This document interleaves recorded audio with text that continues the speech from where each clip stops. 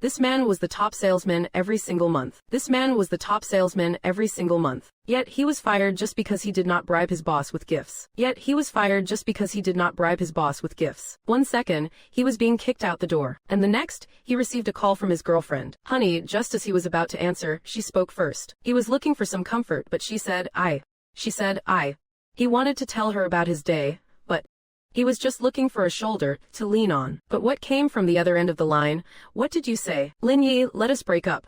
I have found someone else. The suitcase in his hand dropped to the floor. Hit by this double whammy, Lin Yi began to question his entire life. Right then, a sexy beauty in a maid outfit appeared out of thin air. Master, welcome to the all-career experience system. You. Master, welcome to the all-career experience system.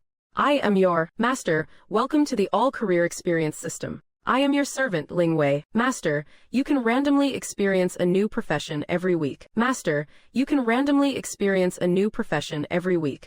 She immediately began explaining how the system worked. Then, she presented him with a newbie starter pack. Host has received DD Driver Registration Pack, 10 million RMB, 100% ownership of Peninsula Hotel, and a supercar worth 30 million RMB. Lin Yi was over the moon. Is my luck finally changing? The next second, Ling Wei pulled the car keys from her 36D storage space. She informed Lin Yi of where his supercar was parked. At the same time, Lin Yi's phone buzzed with a 10 million RMB deposit notification. Lin Yi could not wait and rushed to the parking lot to test his new ride. As soon as he stepped out of the elevator, he ran into a girl with pink hair. And this girl was no ordinary person. She was Ji Qingyan, the beautiful CEO of Lin Yi's former company. Lin Yi learned her car had broken down. Just as he was about to offer her a ride to the bureau, a punk with blonde hair suddenly showed up and blocked her way. He mocked her, saying that riding in an employee's junk car would ruin her status. He invited Ji Qingyan to have some fun in his new 2 million RMB sports car. Ji Qingyan brushed him off with a look of pure disgust. What is wrong with a junk car?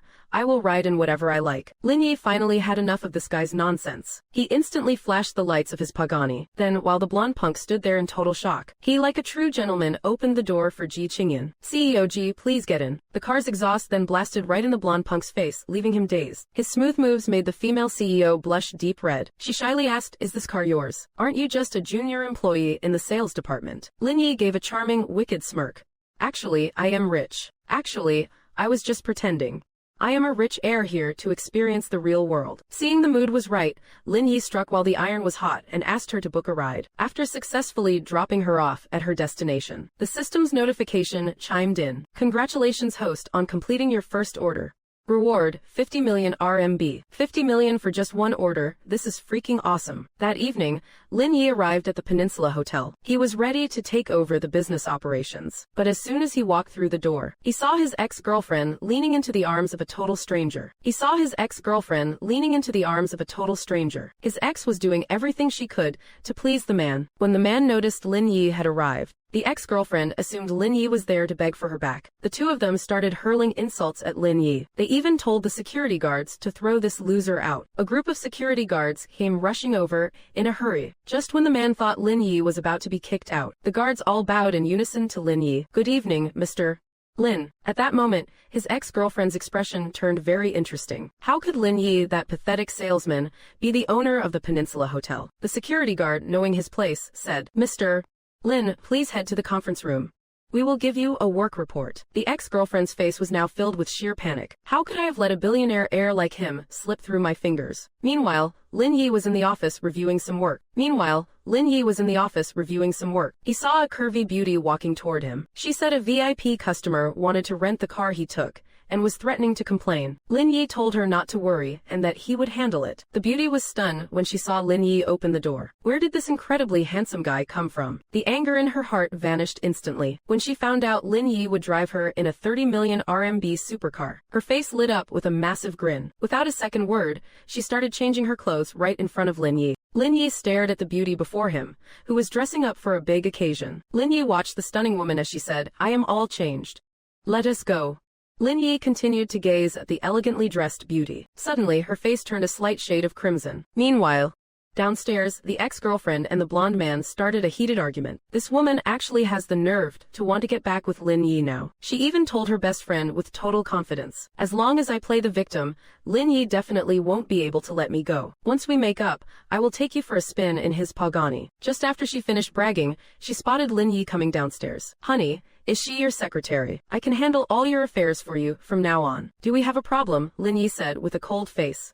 "Who are you to care about my business? Don't tell me after all these years of love, you do not care about me anymore. Even if this woman has a better body than me, her skills definitely are not as good as mine." Seeing this, the green-haired beauty caressed Lin Yi's chest. She said, "He just praised me for being much better than his ex." As soon as she spoke, Lin Yi pulled her close by her slender waist. "Not only are your skills great, but you are also much more flexible." Then he immediately left with the green-haired beauty. After getting into the car, Lin Yi thanked Jing Shu for bailing him out and asked where she wanted to go. Jing Shu said she needed to go to the Jinsho Hotel for a classmate's wedding. On the other side, at the entrance of Jinsho Hotel, Jing Shu's 3 gold-digging friends were waiting impatiently. They started making snide, sarcastic remarks behind her back. But the moment they saw Jing Shu step out of a Pagani, they immediately started sucking up to her. Right after dropping off Jing Shu, Lin Yi received a message from Ji Qingyan. She asked Lin Yi to pick her up at the Housing and Urban Rural Development Bureau. As soon as she got in, Lin Yi told Ji Qingyan to place an order on the app. After all,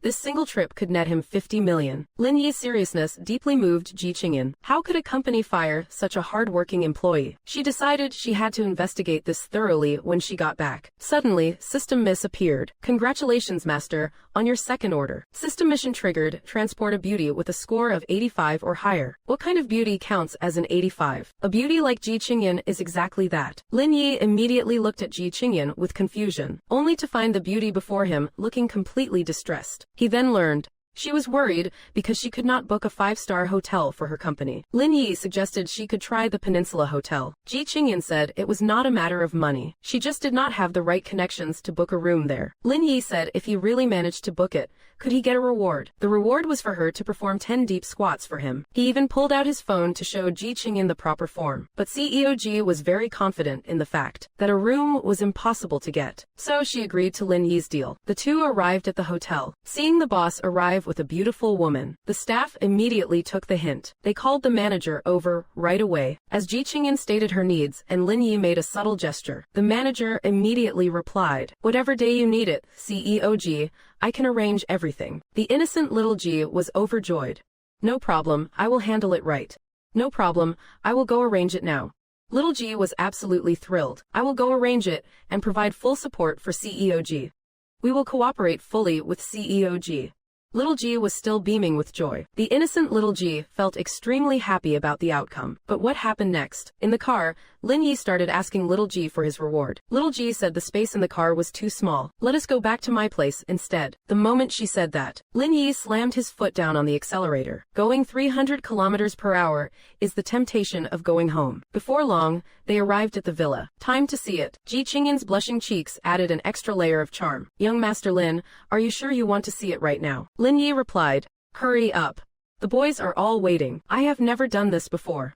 Don't complain if I am not good at it." And so, she began her performance. She spread her feet apart. With a soft sigh, she crouched down. Lin Yi's blood pressure spiked instantly. Just as Lin Yi was enjoying the moment, Ji Qingyan's father suddenly burst into the room. "What on earth are you two doing? Getting caught in a compromising position at a beautiful CEO's house. What kind of experience is it to be busted by her dad?" After work, Ji Qingyan brought Lin Yi back to her place. The moment they stepped inside, they started some intensive cardio for two. Just when our boy was enjoying himself, Qingyan's father suddenly pushed the door open. He walked in to see his daughter in a very peculiar pose. His face instantly darkened with suspicion. Ji Qingyan blushed and scrambled to explain, "Dad, he is the yoga instructor I just hired," claiming she was just practicing her yoga poses. But her old man was not having it. "I do not buy that for a second. Yoga instructors are supposed to be hands-on. What kind of coach just stands there and watches?" With a grim expression, he sat next to Lin Yi and began the interrogation. Upon learning that Lin Yi was just a DD driver, he looked utterly shocked that his daughter would actually fall for a mere driver. It meant this man must have some extraordinary talents. He decided Lin Yi would make an excellent son-in-law. Then he proactively actively left the room. He even flashed them a look of total encouragement. Carry on,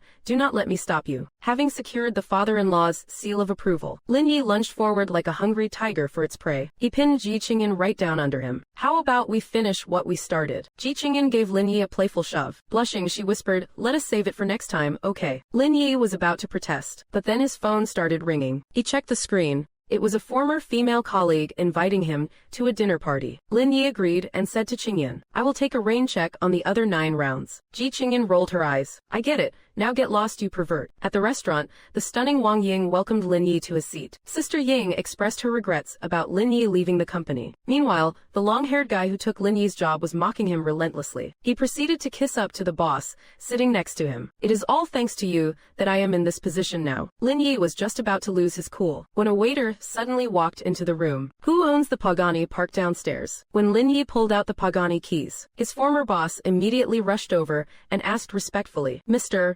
Lin, are you looking for a godson by any chance? Lin Yi ignored him and turned to Wang Ying. This dinner is boring. Let us go have some real fun in my car. Once in the car, the first thing Lin Yi did was ask Wang Ying to book a ride through his app. Wang Ying looked completely baffled. Lin Yi then explained that he was currently a Didi driver, but the system notified him that the passenger did not meet the requirements. Wang Ying's overall score was only 84. Sister Ying was not happy about that at all. She reached into her bag and pulled out a pair of black stockings. After putting them on, she struck a seductive pose. Sure enough, with the black silk buff, Sister Ying's score instantly hit the 85-point threshold. Claiming the reward, the next second, the system notification arrived. Reward claimed, you have received the Jojo Pavilion Villa. They soon arrived at Wang Ying's neighborhood. Sister Ying looked at Lin Yi and asked, want to come up to my place for a cup of tea? Lin Yi claimed he did not have time, yet his hands were already starting to wander. Oh. A man driving a 30 million supercar for Didi, only picking up beautiful female clients. He even demands they wear black silk after getting in, because he is chasing that ultimate, silky smooth experience. Seeing his smooth moves, the system rewards him with a luxury villa. After receiving the reward, Lin Yi immediately wanted to check out his new mansion. Unexpectedly, he ran into a former colleague the moment he entered. What are you doing here? Looking down on him, she tried to shove Lin Yi out. That snobbish woman tried to kick Lin Yi out. What was she thinking? She said, this is not a place for someone like you. What is her problem? Just then, a gorgeous manager walked over. She grabbed Lin Yi's arm affectionately. She said, let me take you to see the private showroom, sir. The former colleague still tried to get in the way. Unexpectedly, the manager snapped and pushed her aside. Mr. Lin just bought 9 luxury villas. What are you barking about? Don't let me see your face again. Hearing those words, the former colleague was completely dumbstruck. With that pathetic look on your face, you will definitely never own 9 villas in your life. The curvy manager then quickly apologized to Lin Yi. After the situation was handled, Lin Yi received a message from Ji Qingyan. He found out the CEO had fired every colleague who had ever targeted him. I am planning to stay. She even said she would give the company to him. I am staying. I am staying. She said she would give the company to you. To you.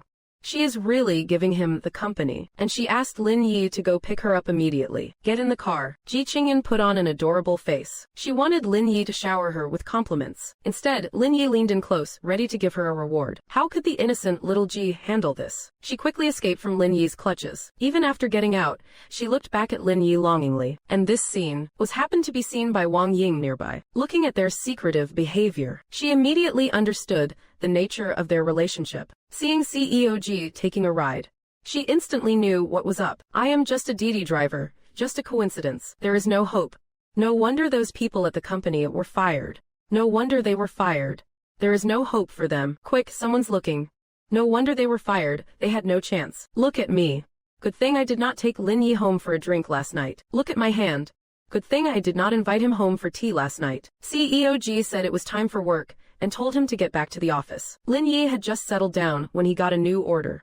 TNE Garden. The client actually asked him to pretend to be her boyfriend, to deal with her parents. She promised a generous reward afterwards. Hearing this, Lin Yi agreed immediately. As soon as he opened the door, the streamer Sha Xinyu was stunned by Lin Yi's good looks. Streamer Sha Xinyu was totally mesmerized by Lin Yi's face. Meyer Yu. Her parents' first impression of Lin Yi was also quite good. Then Sha Xinyu suggested the whole family go to the supermarket. Lin Yi mentioned that although he was a Didi driver, his car could only seat 2 people. After learning Lin Yi was just a Didi driver, her parents' faces immediately turned sour. A car that only seats 2. The car I am driving today only seats 2. Only 2 people. Is this kid driving a motorcycle? Surely this guy is not riding a motorcycle, right? When the elders saw Lin Yi's Pagani, their jaws nearly hit the floor. They immediately urged their daughter to get in the car. Don't keep Lin Yi waiting too long. Xia Xinyu was beyond excited once she got in. She asked Lin Yi if she could start a live stream in his car. Lin Yi replied, "No problem, just do not forget my reward later." After starting the stream, the girl confidently showed herself to the audience. The fans saw the host was in a supercar. The comments were flooded with praise. "Is that a Pagani? Holy cow." The girl was soaked in the compliments of the live chat. She could not help but wish Lin Yi were really her boyfriend. After dropping her off, Lin Yi thought it was time to get a new phone. The girl heard him and said she would be more than happy to show Lin Yi the way. A multi-millionaire mogul arrives at the mall to buy a watch, only to be looked down upon by a sales clerk. Watch as this clerk gets slapped in the face with reality. Lin Yi arrived at the shop. He pointed at a phone nearby. "Pack this one up for me. I want the one with the most storage." The shop assistant nearby was packing the phone. "After all, this model you want." The shop assistant nearby was packing it up. "After all, this phone costs over 10,000. If it gets bumped, since you want this one." The assistant packed the phone carefully. "It is over 10,000, so if it gets scratched, it is over 10,000. If it gets damaged, it is a total waste." She walked up to Lin Yi. "It would be a pity. Sir, would you like to pick a phone case? Sir, why do not you choose a case? After all, it is not worth it if it gets banged up." Lin Yi grinned. "I do not really like using protection. It does not feel as good." Then, with a generous wave of his hand, he bought 20 phones at once. Soon after, Lin Yi remembered he still needed a watch. So the two of them went to a watch boutique. The clerk in the store glanced at the 2 people entering. She thought they were just streamers pretending to be rich for a live broadcast. She spoke directly to them, with a dismissive tone. "In here, you can only look, no touching. Unless you pay up front." Just then, a couple arrived at the entrance. The clerk rushed over to greet them enthusiastically. She even took out the store's latest model for the glamorous woman to try on. Lin Yi questioned her directly. "What is the meaning of this?" The clerk did not even spare him a glance. "Where did this broke kid come from? Go shop somewhere else." Lin Yi's temper instantly flared up. He was ready to just buy out the entire store. Seeing this, the beauty nearby immediately pulled Lin Yi out. She took Lin Yi to the watch store across the street. Entering the shop, he said, "Help me get that one. Help me get that 175th anniversary commemorative model. Pack up that 175th anniversary edition for me." Lin Yi told the clerk to bring out the finest watch they had. Lin Yi demanded the clerk present the most premium timepiece. Then he whipped out a black card. The clerk froze on the spot the next second. She explained to Lin Yi nervously, "We do not have this watch in stock right now. There is no stock for this one, however. While we do not have it on hand, we can request a transfer. Because there are only 6 of these in the world, we need to transfer it from Europe. There are only 6 of these worldwide. There are only 6 of these watches in existence globally. We will deliver the watch directly to your home once it arrives. Would that be acceptable, sir?" The news instantly spread throughout the entire mall. This news went viral across the shopping center in a heartbeat. Everyone started rushing over here. They wanted to see exactly which tycoon was buying a watch worth over 10 million. The store was instantly packed with people. In the middle of the crowd, someone's expression changed subtly. The blonde clerk shamelessly approached Lin Yi. "Are you looking for a goddaughter?" Lin Yi rolled his eyes at her. "A broke loser like me is not worthy of being your father." With that, he turned and walked away. After his shopping spree, Lin Yi arrived at the racetrack. He was prepared to take over the business here. At the entrance, the receptionist said, "Sir, we are hosting VIPs today. We are closed to the public. I am here to see your manager. Please inform him." Suddenly, the main doors were pushed open. Chin Han walked in, saw Lin Yi in the lobby and snapped, "What is going on?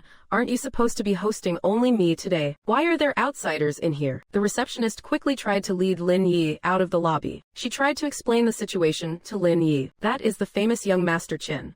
Nobody dares to mess with him." Lin Yi went into the manager's office anyway. After completing the handover paperwork, Lin Yi asked the manager to show him around his new property. Unexpectedly, he ran into the famous young master Chin again. Once the manager introduced Lin Yi's true identity, Chin Han did not dare to be disrespectful anymore. Just as the two were hitting it off, his phone suddenly started ringing. He saw the pickup location. "Wait, is not this the beautiful CEO's house?" He turned to Chin Han and said, "Have fun today. It is on the house." Then he rushed to his car and headed to Ji Qingyin's home. Ji Qingyin, learning of Lin Yi's arrival, dashed out while still wearing her pajamas. Lin Yi looked at the sweet and charming CEO standing before him. Placing a hand on her lips, he spoke. "You have been waiting for a long time, have not you? A man visits a female CEO's house as a guest.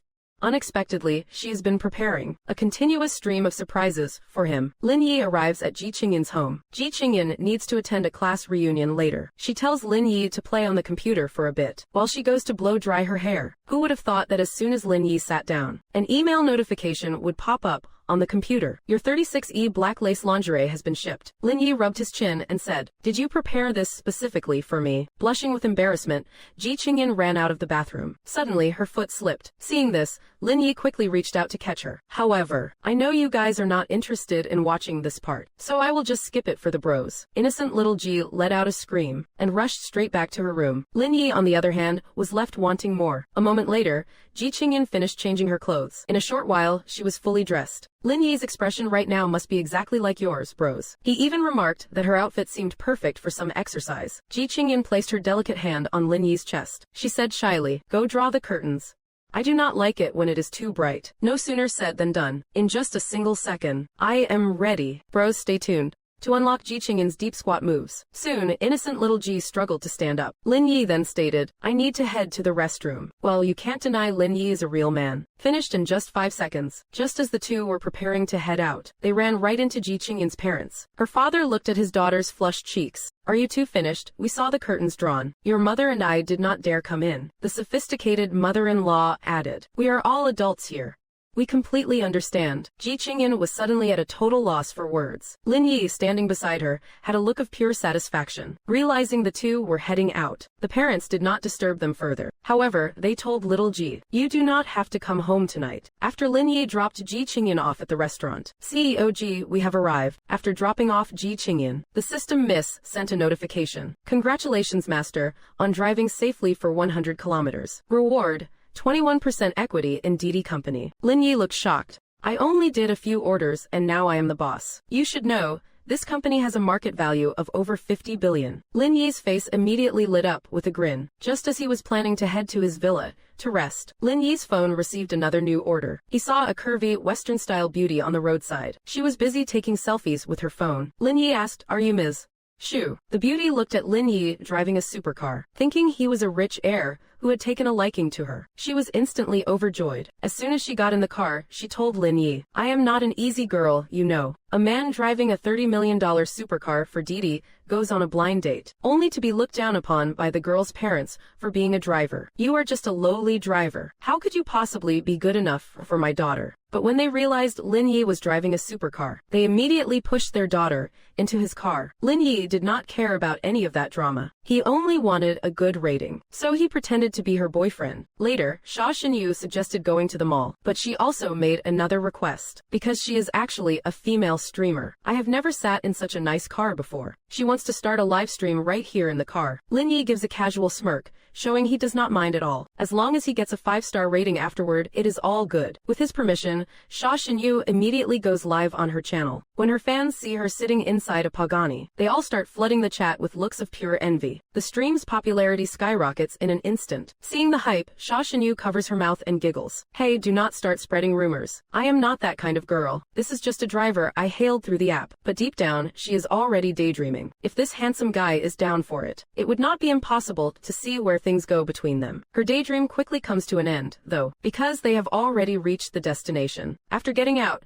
Xia Xinyu gives Lin Yi a perfect 5-star review. Suddenly, System Miss pops up in his mind. "Congratulations, master, on completing the task. You have earned 200,000 proficiency points. Career completion is now at 35%. Reward: ownership of the Zhonghai International Circuit, plus S-Class professional driving skills." The Zhonghai International Circuit. That is the best racetrack in the world, next to the Yas Marina Circuit. Lin Yi follows the address and heads straight to the track. However, the attendant stops him and says, "The entire venue has been booked for a private event today." Lin Yi replies, "I am here to see your manager. I am not here to play. Go let him know I am here. Just tell him Lin Yi has arrived." The attendant smiles and is about to notify the manager. The attendant smiles and prepares to inform the manager. The attendant politely turns to make the call. The attendant is just about to head inside, when suddenly, the door is kicked wide open. A man wearing sunglasses leads a group of people inside. "Didn't I say I wanted the place cleared out today? Why are there still outsiders wandering in here?" The attendant rushes forward to explain. "Young Master Chin, please do not misunderstand. This person is looking for our manager. We will escort him out right now." Another attendant walks up to Lin Yi. "You should leave quickly." Don't upset young Master Chin. Follow me to the second floor first. Lin Yi asked, puzzled. Who is this guy anyway? The whole track closes just for one person. They are not even taking customers. You do not recognize him. That the famous Chin Han. In Shanghai, nobody dares to mess with him. Lin Yi just scoffs after hearing that. Lin Yi is then led into the manager's office. The manager sees Lin Yi and says, with extreme flattery, Mr. Lin, you are here. Why did not you call ahead? I would have sent a fleet to welcome you properly. He then orders the nearby attendant to pour tea for Mr. Lin. The attendant stands there, completely bewildered. Mr.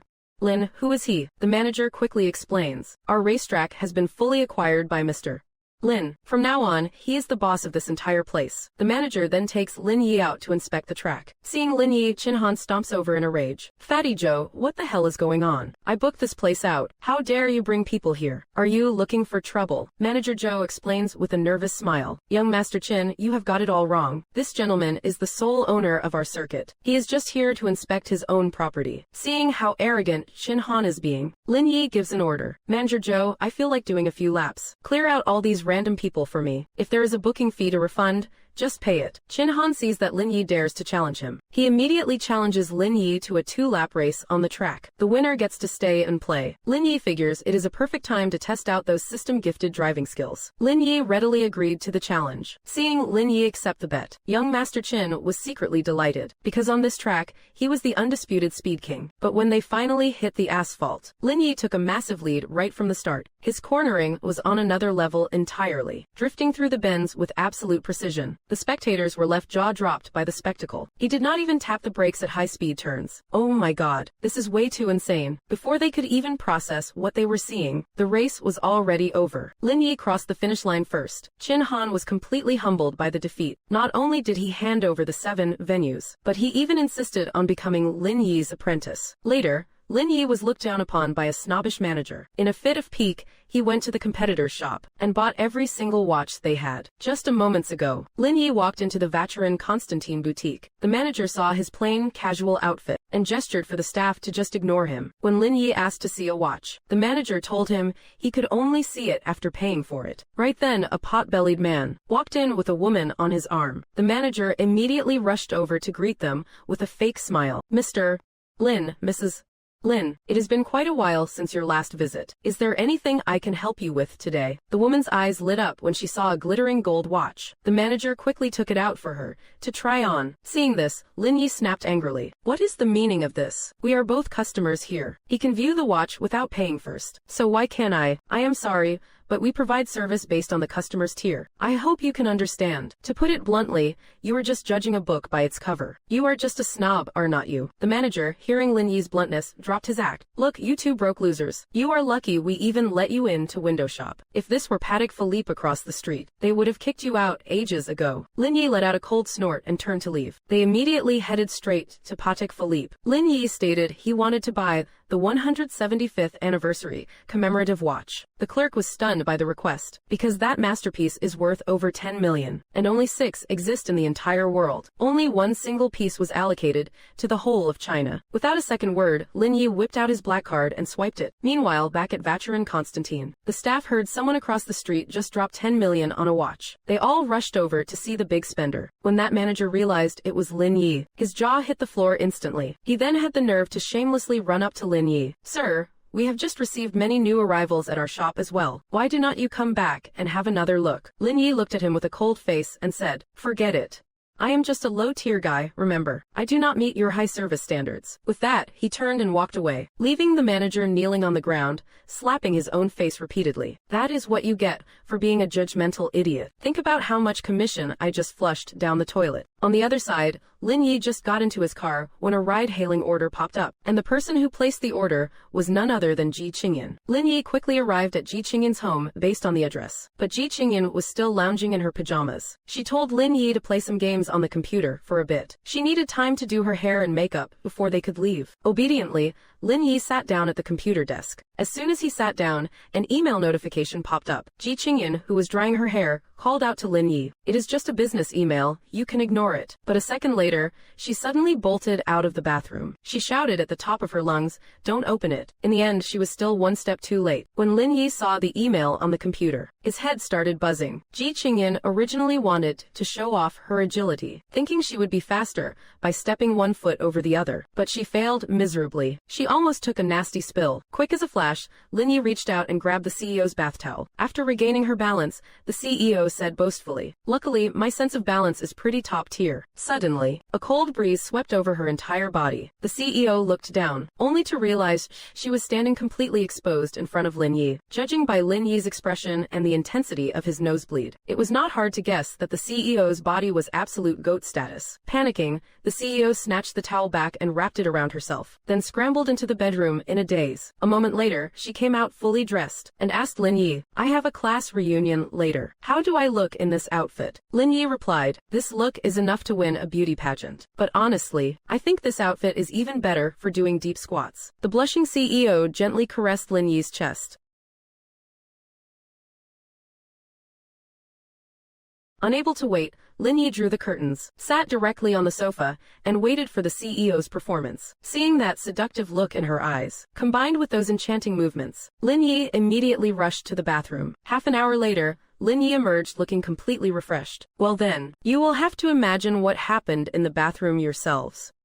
Just as the two were about to leave, Lin Yi suddenly froze in his tracks. The CEO's parents happened to walk right in. At that moment, the CEO was so embarrassed she wanted the ground to swallow her whole. Her father said, are you two finished with your business? Her father really has a way of saying shocking things. The CEO tried to explain. What on earth are you talking about? When did you guys get here? Her father replied, I have been here for a while. We saw the curtains were drawn, so we did not come inside. Her mother added, you are an adult. What is there to be shy about? You are both grown-ups. It is a natural need. We totally understand. The CEO wanted to explain further, but her father made an excuse about having errands to run, pulled her mother along, and headed out. As he was leaving, he said, Lin Yi, my boy, it is Grandpa's birthday the day after tomorrow. You absolutely have to be there. Lin Yi shyly agreed to go.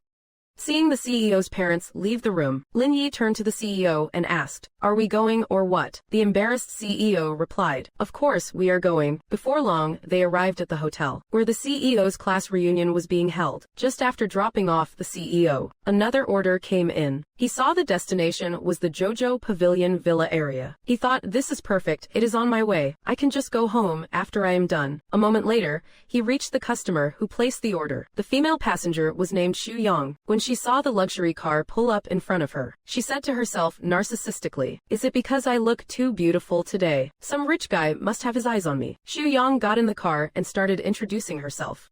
She even said she was not an easy woman. But Lin Yi just said, what, aren't you going to the JoJo Pavilion Villa area? I am just a Didi driver. Beside him, Xu Yang simply could not believe what she was hearing. She thought she had hooked a wealthy heir, but it turned out he was just a driver. All that excitement for nothing. Seeing the female passenger acting so pretentious, mocking his profession repeatedly, calling him a lowly laborer, and claiming she was far more noble than a mere driver. You are not even worthy of tying my shoes. Lin Yi was not about to take this kind of humiliation. He slammed on the brakes and brought the car to a sudden halt. It was lucky the passenger was wearing her seatbelt. Otherwise, that brake tap would have sent her face first into the windshield. This woman really had a foul mouth. Lin Yi was not going to indulge her behavior. He pointed a finger and said bluntly, get out. The woman got out and barked at Lin Yi. I am definitely reporting you today, and I am giving you a 1-star review. Lin Yi did not even acknowledge her. He just drove off.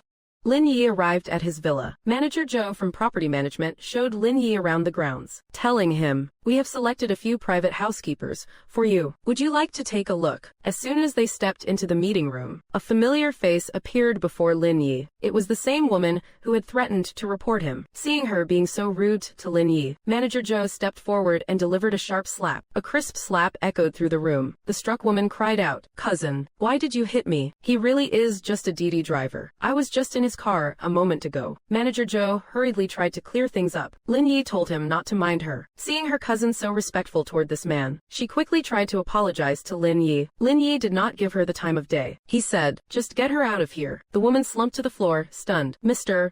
Lin, the men said as they dragged her out of the room. As for the remaining housekeepers, their luck was a bit better. He gave them 5,000 each for their travel expenses and dismissed them all. Just as he finished dealing with that, a message from the female CEO arrived. At the class reunion nearby, the CEO wanted to head home. Lin Yi, standing aside, said, "Stay and play for a while longer. It has been years since we have seen each other. I will give you a ride home later." The CEO replied that she had already called a duty car, and that the driver was actually a friend of hers. While they were exchanging pleasantries, Lin Yi arrived at the CEO's side. The CEO's best friend, seeing Lin Yi's looks, could not help but exclaim how handsome he was.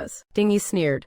"What is the use of being handsome? He is just a DD driver." Hearing this, Lin Yi asked directly, "What is wrong with being a DD driver?" Lin Yi gave a condescending explanation, then said to the CEO, "Is your friend a bit slow in the head, driving a DD and still acting like he is better than everyone?" The CEO quickly stepped forward to defend Lin Yi. He certainly has every right to feel superior. The two beside them continued to needle Lin Yi, mentioning the Mercedes they just bought. "A driver like you could not afford this in a lifetime." The CEO shot them both a disdainful look. He did not say anything more, and just led Lin Yi away.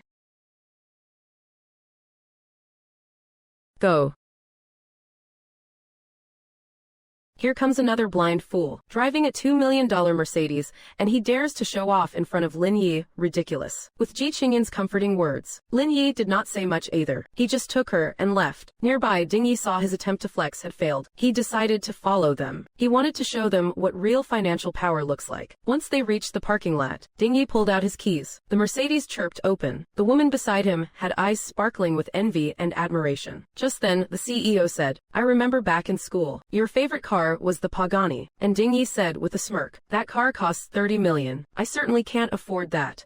"Yeah, but the Paga," the woman nearby interrupted. "Lin Yi, there seems to be a Pagani parked right next to your car." Lin Yi looked over and was completely stunned. "It really is a Pagani Huayra," Lin Yi said indifferently. Done staring. "Can you move out of the way?" Lin Yi snapped back. "You want to look too? It is so expensive. Be careful not to let it blind your eyes." Lin Yi pulled out his key and opened the car door. The CEO's two former classmates were instantly frozen in place. Lin Yi did not waste any more breath on them. He drove off with the CEO. The CEO was still trying to explain things to those two snobbish friends, but Lin Yi did not even take them seriously. The CEO added, "I just had a bit to drink. I want to take a walk by the seaside." Lin Yi replied, "Sure thing, let us get some fresh air and sober you up a bit." The two of them arrived at the beach. In the car, right in front of Lin Yi, the CEO took off her stockings. They decided to walk on the sand. The CEO said, "When it is Grandpa's birthday, I must bring you along. When the time comes, could you?" Before she could finish her sentence, Lin Yi cut in, "Pretend to be your boyfriend, right? Don't you worry. Considering how hard you worked on that squat performance, I will definitely help you." The CEO stopped walking. She looked toward the JoJo Pavilion Villa area across the water. She said, "Because the prices at JoJo Pavilion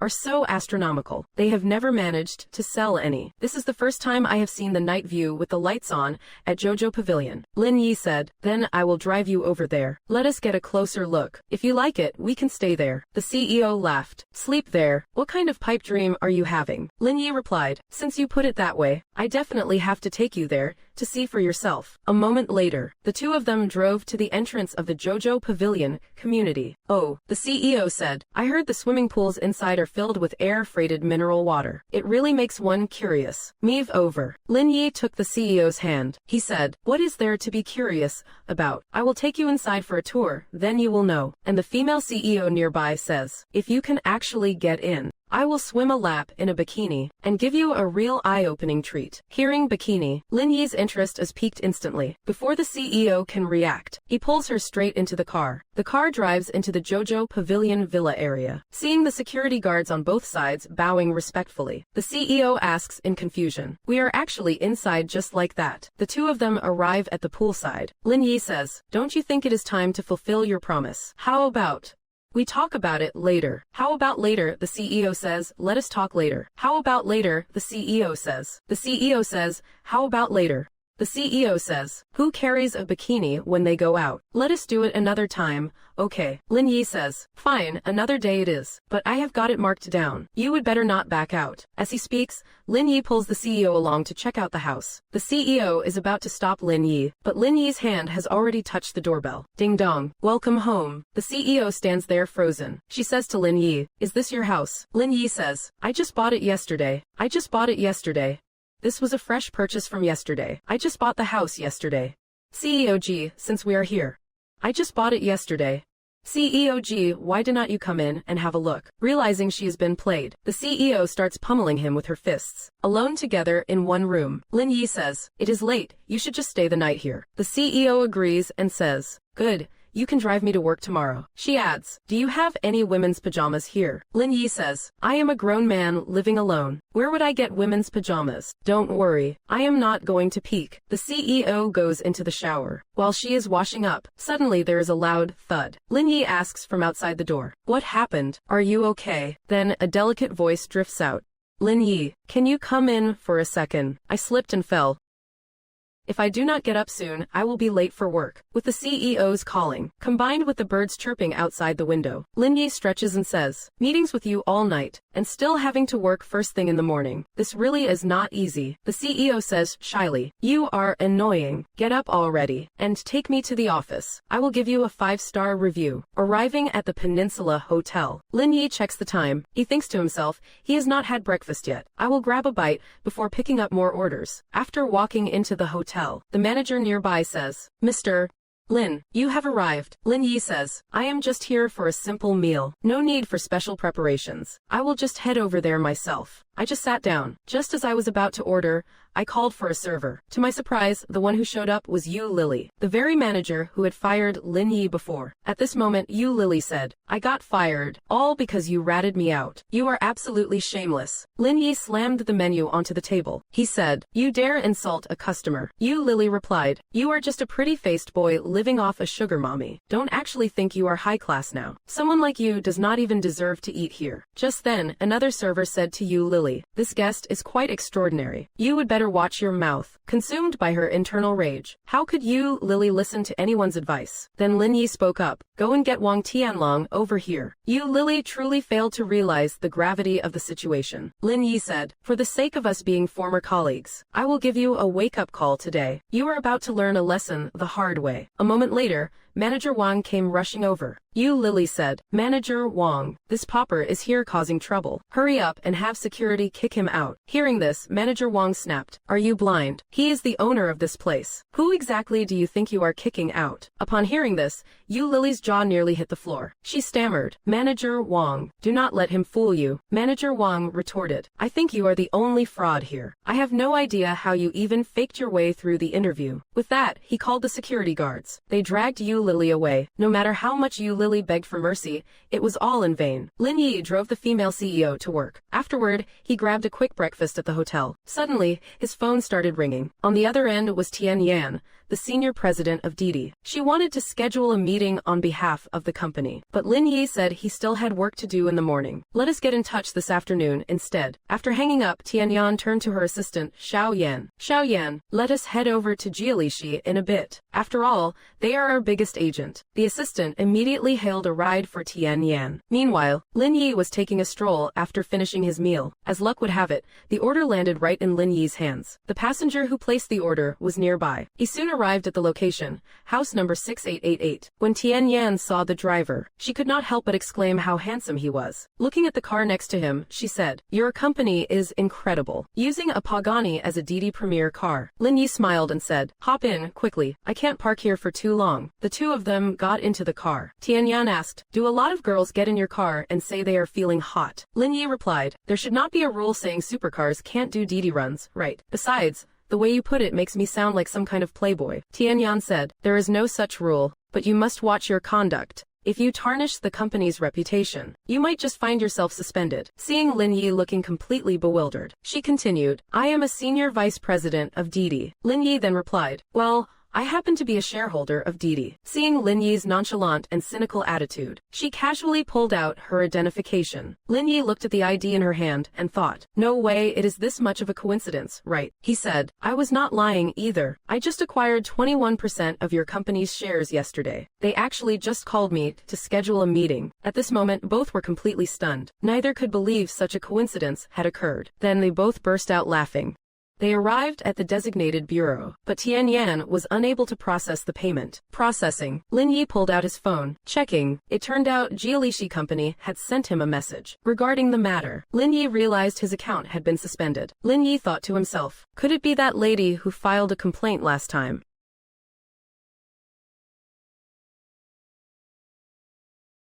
However, after reaching the destination, Tianyan found that she could not pay. Only then did he realize that, because of that previous complaint, his driver account had been deactivated. The two arrived at Jialishi Company. After walking into the conference room, they found the management in the middle of a meeting. Lin Yi spoke straight to the point. I am Lin Yi. I am here to discuss why you revoked my operating privileges. Under the president's arrangement, a middle-aged man stood up and said to Lin Yi, someone complained, so I banned you. What about it? You would better get lost right now, or I will call security. Lin Yi clearly did not take him seriously. He sat down leisurely and said, Tian Yan, you handle this. Tianyan said, you did not even conduct an investigation. You suspended him just because of a complaint. In my capacity as vice president, I am revoking Jialishi Company's operating credentials. The CEO of Jialishi was shocked. You are the VP of Didi. Tianyan slammed her work ID heavily onto the table. The two men turned pale the moment they saw the ID. They wondered why such a small matter would alarm a vice president. Both scrambled to explain what had happened. Tianyan stated, the Didi driver you mentioned just acquired the company yesterday, with 21% of the shares. He is now the second largest shareholder. Hearing this, the middle-aged man rushed forward. Kneeling before Lin Yi, he cried, Mr.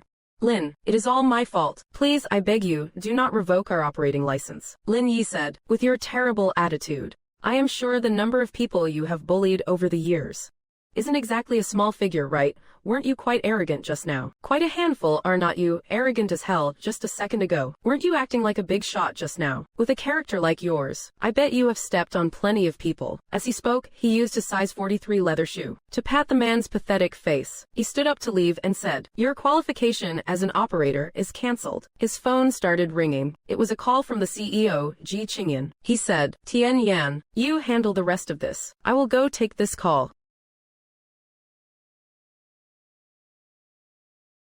Lin Yi agreed to the invitation. He thought to himself, I can't show up to a birthday party empty-handed. Just then, Tian Yan walked out of the meeting room. She said, everything has been settled. Lin Yi asked, do you know where I can find some high-quality antique paintings or calligraphy? Tian Yan replied, would a piece by Zhang Dahe work? As he listened to Tian Yan's introduction, he figured this painting must cost a fortune. However, he did not know much about art. He said, just have the painting delivered to the hotel. Also, I will give you a 1% stake in the company. Consider it a token of my gratitude. Tian Yan was instantly frozen in place. That is freaking 500 million RMB. Isn't this a bit too generous? After Lin Yi left, he received a new ride-hailing order. Don't be in such a rush, baby. Wait for me at the hotel. I bought a lot of new lingerie. If you behave yourself, I will wear them just for you. While Yang Tianxin was talking, Lin Yi's car arrived at the spot. Hello, I am the Didi driver you called. Hop in. Yang Tianxin got in and remarked, your company is something else. Using a car like this for Didi. Lin Yi replied, this is my personal car. Yang Tianxin's face was filled with disdain. She sneered. What kind of rich heir would actually drive for Didi? Lin Yi could not be bothered to explain. He just wanted to drop her off as quickly as possible. So he took a shortcut through a side road. But Yang Tianxin noticed the route was wrong. She shouted at Lin Yi, are you taking the long way on purpose? Trying to overcharge me, are you? Glancing at the newly bought lingerie next to the passenger, and seeing that the destination was a hotel, Lin Yi chose to remain silent once again. The car soon arrived at the hotel's side entrance. The passenger got out and left. Lin Yi thought to himself, she is clearly up to no good. She does not even dare to use the main entrance. Ding. 10 RMB per kilometer. Lin Yi received a notification for a 1-star rating. At this moment, Lin Yi's heart was probably filled with thousands of grass mud horses jumping around, but he did not care too much. He drove over to pick up Ji Qingyan and headed to Times Square. Lin Yi said, I have finally figured it out. You just wanted me here to carry your bags. The two of them walked into a swimwear shop. Lin Yi put his hand on Ji Qingyan's shoulder and asked, isn't it time you fulfill your promise? A blushing Ji Qingyan replied, you play me every single time. Lin Yi explained, did I force you? You are the one who makes the promises every time, okay. They took a look around the store. Ji Qingyan said, they do not have my size here. Let us just get out of here. Seeing the two of them about to leave, the clerk hurriedly said, Madam, as for the swimwear in our shop, we have A, B, C and D cups in stock. Lin Yi glanced at Ji Qingyan's prominent chest. Speaking of which, do not you have any E cups? Hearing this, Ji Qingyan ran out in embarrassment, turning back to shout, you are going to be the death of me. Then they arrived at a nearby shop. The sales assistant inside introduced the items patiently. Looking around, She pointed to a set and said, Lin Yi, I think this one is quite cute. What do you think? Lin Yi shook his head vigorously and said, this set does not highlight your best assets at all. As he spoke, he took down a more revealing set nearby and said, I think this one suits you better. Fuming, Ji Qingyan started hitting him with her little fists. Despite being annoyed, she still took the set Lin Yi chose and told the assistant, I will take this one. Find me an E-cup and wrap it up. Lin Yi also took the cute set Ji Qingyan had chosen, and said, pack this one up as well. Ji Qingyan asked, wait, did not you say you did not like this one? Lin Yi replied nonchalantly, I only like it when you wear it just for me. The two then went upstairs and strolled around casually. Suddenly, she was captivated by a gown in the display window. Lin Yi sat on a chair waiting while Ji Qingyan tried on the gown. Suddenly, a voice came from inside. Lin Yi, could you come in for a second? Lin Yi joked. This is not a Uniqlo fitting room. Is it really appropriate for me to go in? Ji Qingyan said awkwardly. What kind of nonsense are you talking? I need you to help me with the zipper at the back. I can't reach it myself. Lin Yi walked into the changing room. Ji Qingyan turned her body around slowly. Looking at her back, Lin Yi said, isn't this showing a bit too much skin? Ji Qingyan replied, there is a shawl too. It can cover the back. Lin Yi glanced at the bench, where her assets were resting. Looking at her chest, he said, are you sure you are an E-cup? It feels more like an F to me. While talking, Lin Yi reached out and zipped her up. Ji Qingyan looked at her reflection in the mirror. Ji Qingyan turned back with a smile. Since you say it looks good, then I will pick this one. Eagerly, he hurried to settle the bill and said to Ji Qingyan, let us get back home quickly. I can't wait anymore. In the blink of an eye, they were back at the villa. Ji Qingyan sat by the pool and said, I have put on the bikini. I guess that is a promise kept. Lin Yi stepped forward, gently caressing her, and said, I have always liked people who keep their word. Let us jump in and play together. Before Ji Qingyan could react, splash! Clinging to his neck, Ji Qingyan cried out, don't. Lin Yi said, don't worry, I won't let go. How about I teach you how to swim? Ji Qingyan said, I am afraid of choking on water. You absolutely must not drop me in. You are holding me so tight. She whispered, how am I supposed to teach you like this? Lin Yi spoke while demonstrating swimming strokes to Ji Qingyan. Lin Yi guided Ji Qingyan through the swimming motions. Ji Qingyan said excitedly, I am actually floating. But then, an accident happened. Ji Qingyan suddenly slipped under the water. Lin Yi took a deep breath and quickly dove into the water. To keep Ji Qingyan from drowning, he transferred the air from his mouth into hers. Splash! The two of them surfaced. Ji Qingyan's legs were still tightly wrapped around Lin Yi, and that breath of air from Lin Yi seemed to be lingering. At this moment, my mind is about to blow. Just how big is Lin Yi's lung capacity anyway? Seeing Ji Qingyan open her eyes, Lin Yi asked, did I scare you? Ji Qingyan replied, as long as you are here, I guess there is nothing to be afraid of. The mood was just right. What happened next is not suitable for minors. You will have to fill in the blanks yourselves.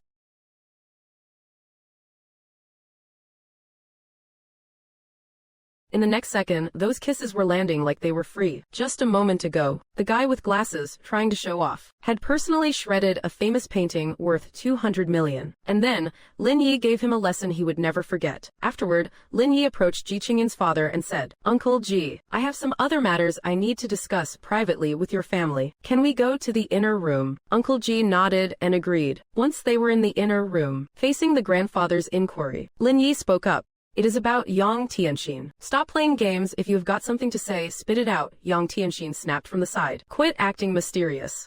Say it or shut it. Stop playing God. Just get to the point already. Say it. Stop wasting our time. Stop pretending to be so cryptic.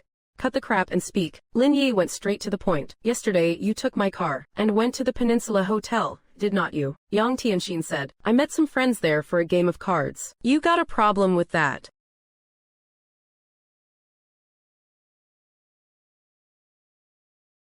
Seeing that Yang Tianxin refused to admit it, Lin Yi said calmly, I have already sent a video to Qingyan's phone. Everyone, feel free to enjoy the show. She quickly pulled out her phone. Oh my, the video was filled with some very pleasant sounds every few seconds. The birthday patriarch was so furious, he nearly had a stroke. Yang Tianxin was still trying to lie about her actions, claiming she went to the hotel with two black friends, just to discuss business. Hearing this, if the old man did not blow off some steam, he really might have ended up paralyzed from rage. A second later, a right hook landed squarely on Yang Tianxin's face. Seeing her daughter get hit, Mother Yang rushed to plead, saying, maybe that Lin Yi kid is just framing her out of spite. Father Yang, standing nearby, also snapped, that is enough. It is clearly not a frame job. We all saw it. If these videos ever get leaked, the Ji family's reputation will be completely ruined. Meanwhile, Lin Yi thought to himself, there is no point in staying here any longer. He said, I won't interfere in your family matters anymore. I will be going now. As Lin Yi drove away, he happened to pass by the Tianyi Garden neighborhood. Yuzhe, what a coincidence. Xia Xinyu had just stepped out of the complex. When she ran into Lin Yi driving past, she hurried over to greet him. Xia Xinyu got into the car, and Lin Yi asked, are you heading to the Zhanghai International Circuit? Xia Xinyu said, I finally managed to. Xia Xinyu added, I have an outdoor live stream session at the racetrack. It was not easy to snag this opportunity. The two of them arrived at the venue while chatting. Lin Yi said, I happen to want to check out the action myself. Let us head in together. Just as they entered the lobby, they saw two people caught in a heated argument. It was clear Xia Xinyu knew both of them. She introduced them to Lin Yi. The woman is Ren Zixuan, and the man is Sun Rui. Both are popular streamers from Duyu. Xia Xinyu stepped forward to ask what was going on. It turned out Ren Zixuan had latched onto young Master Qin's influence, and now she wanted to monopolize the live stream for this race. Amidst the arguing, a staff member delivered a work badge to Ren Zixuan. Acting all high and mighty, she took the badge and walked into the track, not forgetting to turn back and mock Sun Rui. I am going to be the sole streamer here. The rest of you can just beat it. Just as Sun Rui and the other were about to leave, Lin Yi stepped forward and said, no need to go. Since you are already here, just do your live stream here today. Ren Zixuan, who had not walked far, overheard this. She turned around and began shouting at Lin Yi. Who knows where she got the audacity from? But Lin Yi did not even give her the time of day. He led Xia Xinyu and the others straight inside. Set up your equipment. With me here, no one. Upon reaching the site, he said, set up your gear and stream right here. Nobody can kick you out. While he was speaking, Ren Zixuan's group approached Xia Xinyu.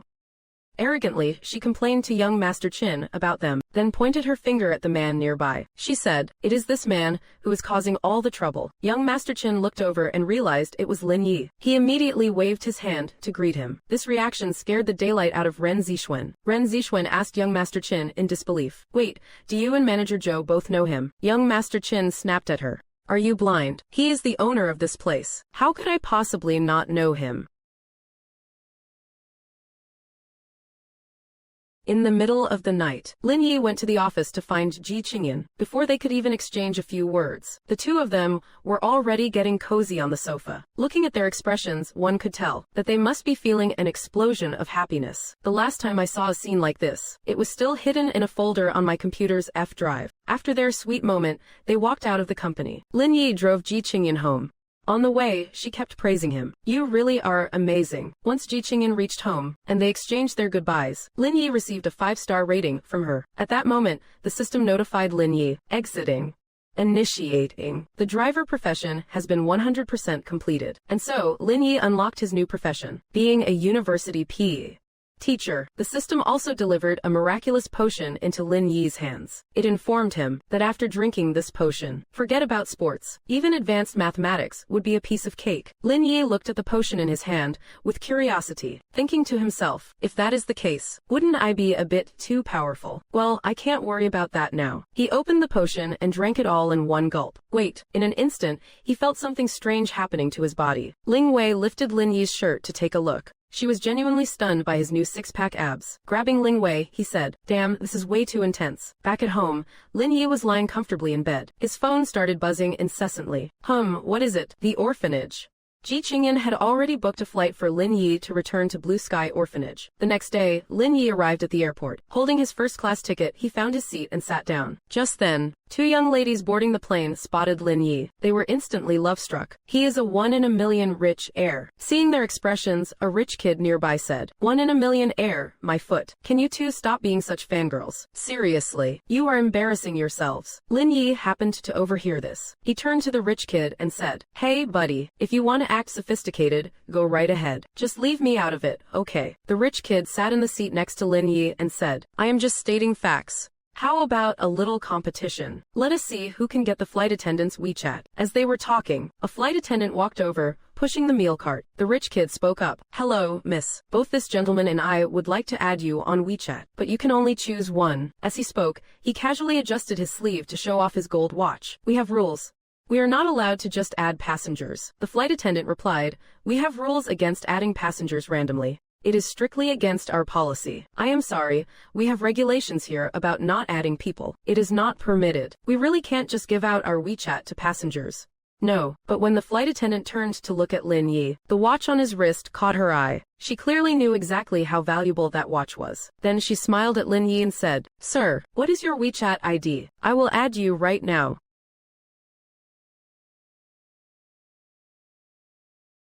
With looks like his, standing in a crowd, never mind outshining influencers. Even A-list celebrities would feel inferior next to him. Just moments ago, that clueless rich kid actually tried to go head-to-head with Lin Yi, betting on whose WeChat the flight attendant would pick. The result, the rich kid got his face slapped hard by reality. Just as he was about to make an excuse, Ji Qingyan, dressed in casual wear, arrived at the scene. The clueless rich kid still had not learned his lesson. He started pestering Lin Yi again. At that moment, Ji Qingyan walked up to Lin Yi and said, "Could you move over a bit? The window seat is mine." The rich kid next to them eagerly said to Ji Qingyan, "Both this gentleman and I would love to have your WeChat." Before he could even finish his sentence, Lin Yi reached out and wrapped his arm around Ji Qingyan's waist, and then he said, "WeChat in your dreams." Pulling Ji Qingyan into his arms, he told the rich kid, "You do not stand a chance. Just give it up." The rich kid's jaw nearly hit the floor at the sight. He scrambled to his feet and shouted, "Miss, you can call the police. We will all be your witnesses." The two of them completely ignored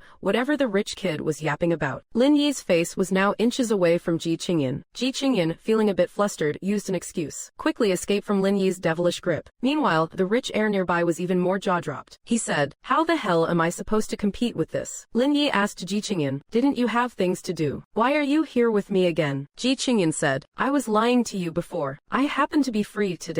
I will go to the orphanage with you for a bit." The rich heir thought to himself, if it were not for him, this top-tier woman would definitely be mine. The woman beside him even wanted to ask for Lin Yi's WeChat. The rich heir said, "He looks like a total playboy. Why the hell do you even want his number?" Hearing this, Lin Yi said, "On what grounds are you calling me a playboy?" The rich heir replied, "You do not even know each other. Yet you just walked up and grabbed her waist. And you are telling me you are not a playboy." Lin Yi listened to the rich heir's words, but his hands were not staying idle. With a sudden move, he pulled Ji Qingyan close by her shoulder, and said, "We call this love at first sight. Is there a problem with that?" Hearing this, Ji Qingyan took Lin Yi's hand and said, "All right, that is enough. You start taking liberties with me the moment we get on the plane." She added, "I need to go to the restroom. My clothes are all messed up because of you." Lin Yi said with a wicked grin, "Then I will be more gentle next time."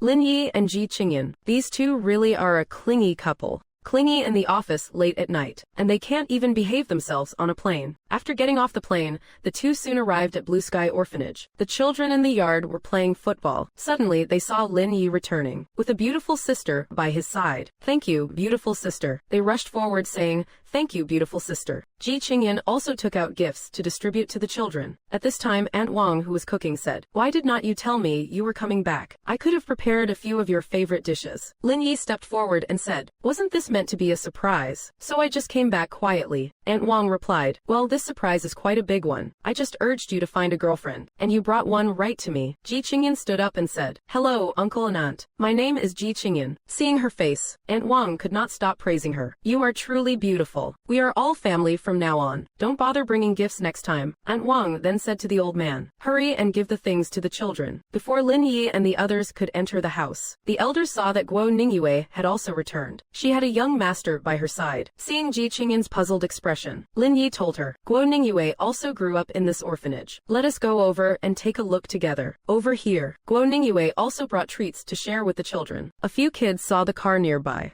and were just about to reach out and touch it. The young master instantly flew into a rage and said, "Sound effect, don't touch it. Sound effect, if it gets dirty, I will have to wash the car again." Seeing Lin Yi, Guo Ningyue stepped forward to greet him. She asked, "Is this my sister-in-law?" Ji Qingyan hurriedly replied, "Hello there. Lin Yi mentions you all the time." Guo Ningyue grabbed Ji Qingyan's hand and said, "Sister-in-law, you are so beautiful. My brother really lucked out with you." The rich playboy nearby stepped up to shake Ji Qingyan's hand. Lin Yi swiped his hand away and said, "We are all family here. No need to be so formal." Seeing Lin Yi being so arrogant, he decided to humiliate him and said, "I am planning to donate 100,000 to the orphanage." Hearing this, Aunt Wang was about to politely decline. Lin Yi cut in. Since he is donating, just take it. Every little bit counts, right? Then the playboy added. From the sound of it, you must make a decent living yourself. Why do not you donate a little too? Lin Yi pulled out his phone and said, sure, why not? Let us go with 100 million then. Hearing this, the playboy sneered at Lin Yi. If you donate 100 million, I will put up 1 billion. Lin Yi calmly made a phone call and said, I will give you an account number. Transfer 100 million in cash over. Aunt Wang nearly fainted when she saw the credit notification on her phone. The playboy snatched the phone to check the transaction history. He was still in total shock. Lin Yi said, so, when is your $1 billion donation arriving? Wait.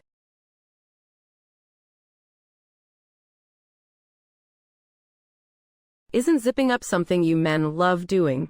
Why are you complaining now? Lin Yi smirked and said, I prefer unzipping and taking a dress off, not zipping one up like this. Lin Yi's flirting game is truly on another level. Just a moment ago, Lin Yi had played the rich poser and sent him running. The group sat down to eat. Ji Qingyan said, there is an issue with the payroll accounts. I will go check it out in a bit. Seeing Lin Yi's puzzled look, Ji Qingyan added, I did not tell anyone I was coming this time. Lin Yi stood up and told Aunt Wang he had things to take care of. Hearing this, Ji Qingyan hurriedly stood up too. Suddenly, there was a loud rip. Blame it on her being too curvy. Her dress burst open instantly. Embarrassed, she said to Lin Yi, let me change my clothes before we go. She headed straight for the bathroom. Ji Qingyan called out, can you help me with this zipper? I think it is stuck. Then came the scene from the beginning.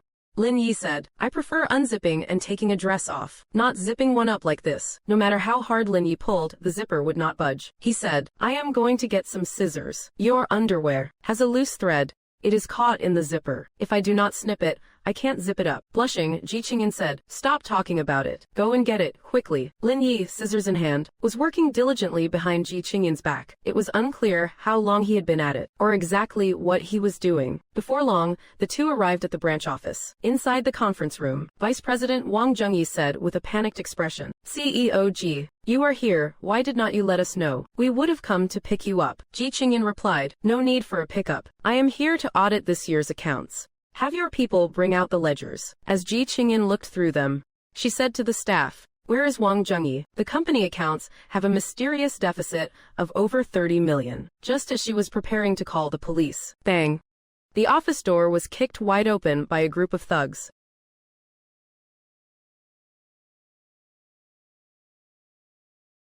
Lin Yi had accompanied Ji Qingyan to the branch office, only to discover that in the company books, there was a mysterious deficit of over 30 million. Infuriated, she was about to call the police, when several thugs in black burst through the door. Ji Qingyan stood up and asked, who are you people? The thugs in black replied, they were there to collect a debt from Wang Zhengyi. Seeing Ji Qingyan's flustered expression, lust began to brew in the thugs' eyes. Seeing Ji Qingyan at a loss, Lin Yi stepped in front of her and said, I am guessing Wang Zhengyi does not actually owe you money. He probably sent you here to stall us from calling the cops. Looking at their expressions, it was clear Lin Yi had hit the nail on the head. He then added, how much did that brat pay you? I will give you 2 million. Is that enough for you to deliver him to the police station for me? Hearing the sum of 2 million, the men were instantly stunned. They then eagerly replied, enough, more than enough, whether you want him alive or crippled. We can get it done. Lin Yi barked, then what are you waiting for? Go. The men heard this as if it were a royal decree, and vanished in a cloud of smoke. Lin Yi then turned to Ji Qingyan and said, organize the financial statements, and I will take you to report the case. Arriving at the police station, Lin Yi said, you go ahead and report it, but we must keep this on the down low. If this hits the news, I am afraid the company's market value will take a hit. He continued, you go in alone. I am going after Wang Zhengyi. Worried about Lin Yi's safety, Ji Qingyan said, that is too dangerous. I can't let you go. Lin Yi did not care about the risk. He handed the documents to Ji Qingyan and said, if we do not catch him, the loss will be astronomical.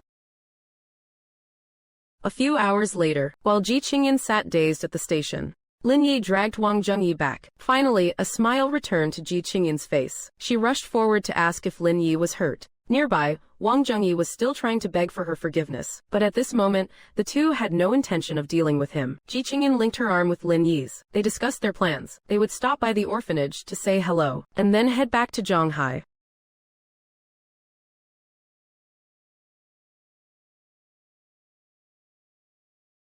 Directly, straight back. Plus his skills are second to none. I How could I not love it? Just a moment ago, Lin Yi helped Ji Qingyan resolve the issues at her branch office. The two returned to Ji Qingyan's home in Zhanghai. Ji Qingyan said, I really owe it to you today. How about I cook a meal to repay you? What do you think? It is to die for. It is to die for. Seeing Lin Yi's look of disbelief, it is to die for. It is to die for. Ji Qingyan continued, it is to die for. It is to die for. My cooking is actually amazing. It is to die for. It is to die for. Even the neighbor's kid would be crying for a taste. In no time, the dishes were laid out on the table. This is delicious. This is delicious. Lin Yi ate heartily. This is delicious. This is delicious, praising her constantly while eating. This is delicious. This is delicious. It really tastes great. After Lin Yi finished the last bite on his plate, he said with a satisfied grin, I did not expect your cooking skills to be this top tier. I can't let your hard work go unrewarded. Let me give you a little prize. As he spoke, he stood up, approached Ji Qingyan, and said, close your eyes. Then he leaned in for a kiss. Blushing furiously, Ji Qingyan murmured, is this supposed to be my reward for you? Or your reward for me? Lin Yi explained, it does not matter. As long as you are happy, it is all good. With that, the two began to get intimate again. Meanwhile, Lin Yi's hands started wandering, looking at Ji Qingyan's expression, her flushed cheeks, and her parted lips. Even I had to hit the restroom twice just to cool down. Waking up the next day, Lin Yi found that Ji Qingyan had already left for work. Just then, his phone started ringing. After Lin Yi picked up, the voice on the other end said, this is the HR department of Zhanghai Normal University. You can officially start your position tomorrow. On campus, students were strolling around, laughing and chatting. Lin Yi walked through the campus in a sharp, well-fitted suit. The nearby students could not help but exclaim how handsome he looked. Shortly after, Lin Yi arrived at the office and said, I am Lin Yi, the new recruit reporting for duty. A teacher named Li Xingbang introduced himself and led Lin Yi to a woman, saying, this is Director Su Zhe, our school's director of teaching. It was clear the director did not take much of a liking to Lin Yi, because from what she knew, Lin Yi only got this teaching job through backdoor connections. So she assigned him a rather difficult task. Room and board are the most basic requirements. Room and board. She then pulled out files for the seniors. She wanted the newcomer, Lin Yi, to arrange internships for the graduating students. Seeing Lin Yi's expression, I bet he is just pretending it is hard to look humble. He then dialed his hotel manager, Wang Tianlong.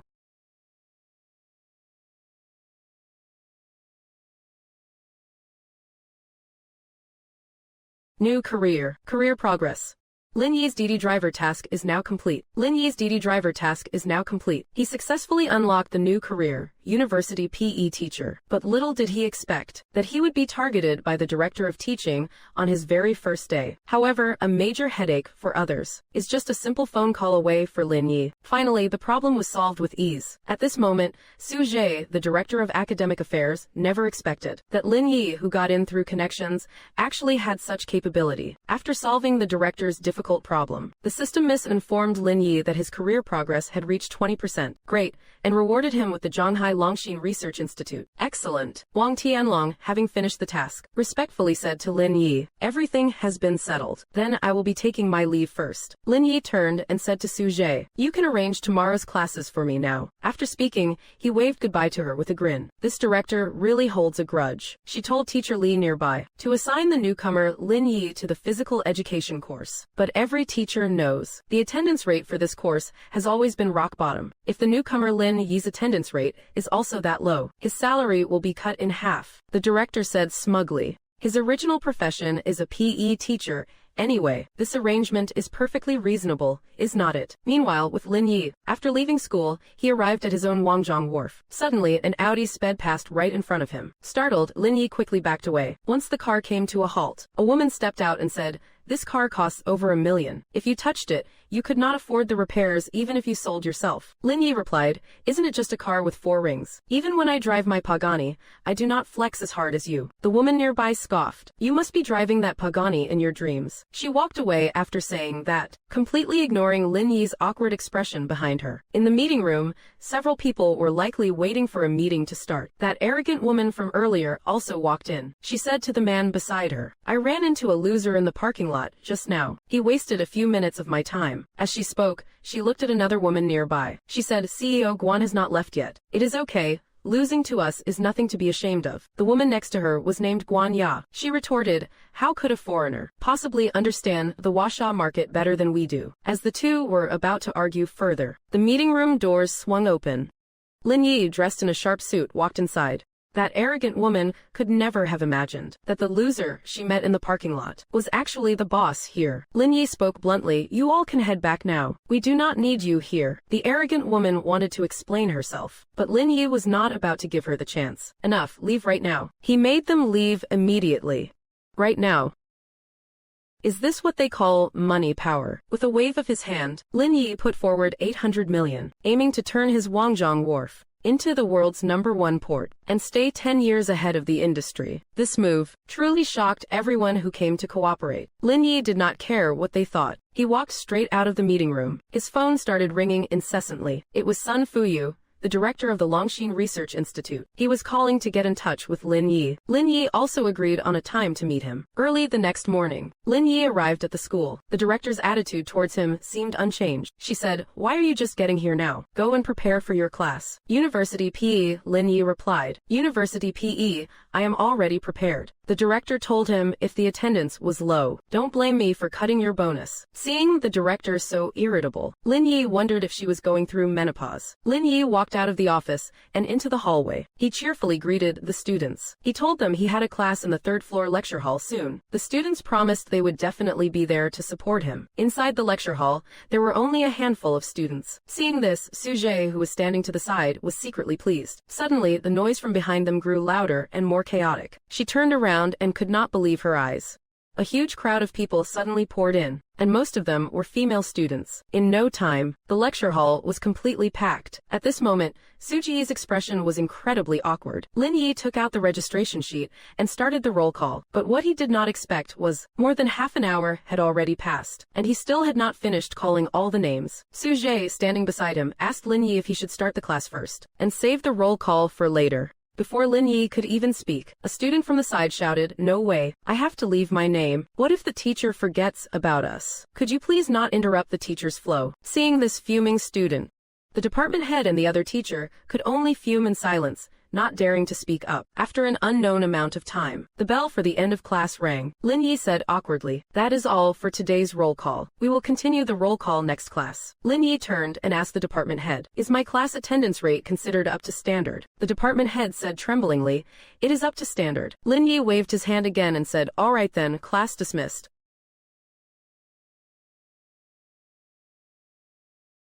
Okay, on his first day as a university teacher, Lin Yi successfully completed his own first class of his teaching career. The system miss appeared once again. She informed Lin Yi that he had acquired master-level memory and obtained the most advanced knowledge in the field of chip technology. Lin Yi once again felt his knowledge become infinitely enriched. With this knowledge, he could definitely make a huge breakthrough in the chip industry. Meanwhile, at the Longxin Research Institute, in the director's office, Deputy Director Lu Chu and core member Lu Ying were discussing the background of the person who acquired their research institute. Director Sun Fuyu said it was a rich kid.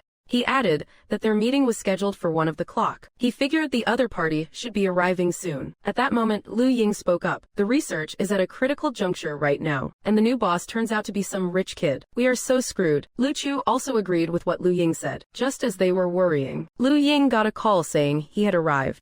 The group showed Lin Yi around the Research Institute's facilities. Lin Yi commented, "Isn't the equipment here a bit outdated?" The group explained that this equipment was actually quite expensive. They did not have enough funds to replace it. While the director was talking with Lin Yi, Lu Chu from the side said, "Mr.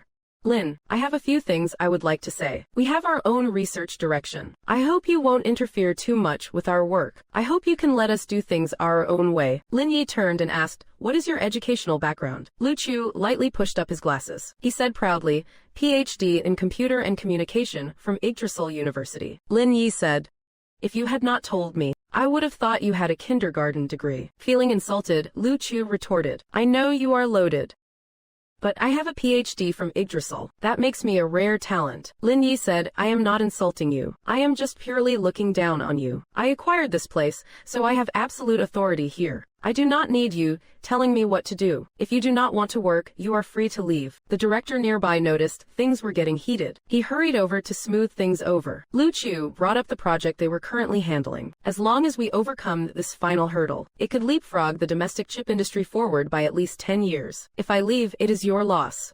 Without me, this project will never be completed." Lin Yi scoffed. You really think the world stops spinning without you? He then asked the director, what exactly is this project he is talking about? The director introduced the bottlenecks and issues of the project to him. Lin Yi naturally took a seat in front of the computer. His fingers flew across the keyboard with a rhythmic clatter. The director asked, tentatively, may I ask, what is your educational background? Lin Yi replied, Bachelor's in Marketing from Shanghai Institute of Technology. This answer was clearly far beyond everyone's expectations. Lu Chu did not miss the chance to sneer from the side. But when the director saw the code that Lin Yi was modifying on the screen, he was absolutely stunned. After a series of masterful operations, Lin Yi told everyone, done. I have debugged everything for you. There won't be any more errors like this. You guys can handle the remaining tests yourselves. Looking at the code Lin Yi had modified, the director exclaimed, he's a true genius. Lin Yi turned to Lu Chu and said, I have solved the impossible problem you mentioned. So you can get lost now, right? He then told the director, make an inventory. Replace all the old equipment with the latest models. The director stammered, but a full replacement would cost at least 30 million. Before he could finish, Lin Yi patted his shoulder and said, I will transfer 50 million to you in a bit.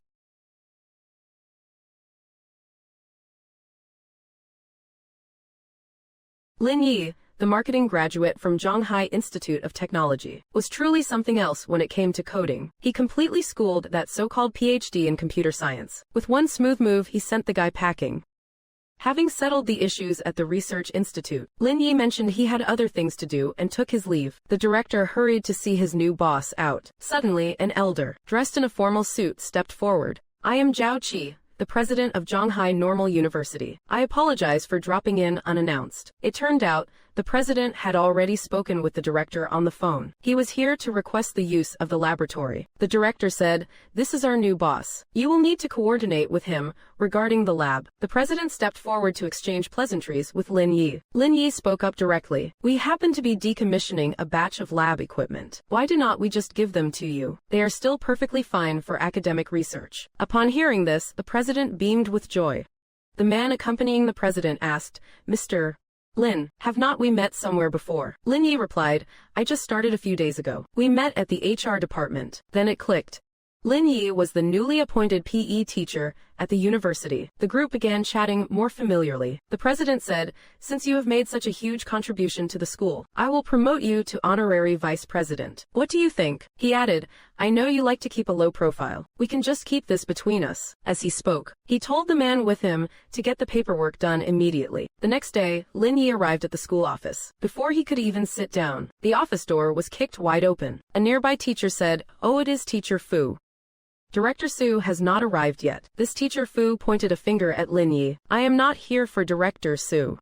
I am here for him. Me, Lin Yi looked at him confused. Who are you? I do not believe we have met. Teacher Fu walked over to Lin Yi's side. I heard you are the new guy. You have been causing quite a bit of trouble for Director Su lately. Those words left Lin Yi completely bewildered. Teacher Fu added, you are so obnoxious.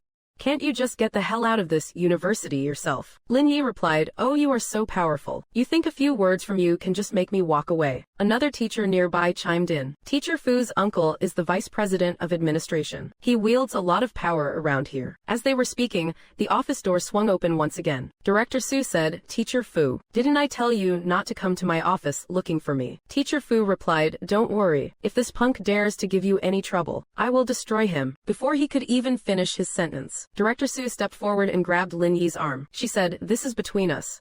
It has nothing to do with you. This gesture left everyone watching completely stunned. Teacher Fu snapped, a black sheep like him. Our school will never keep someone like that.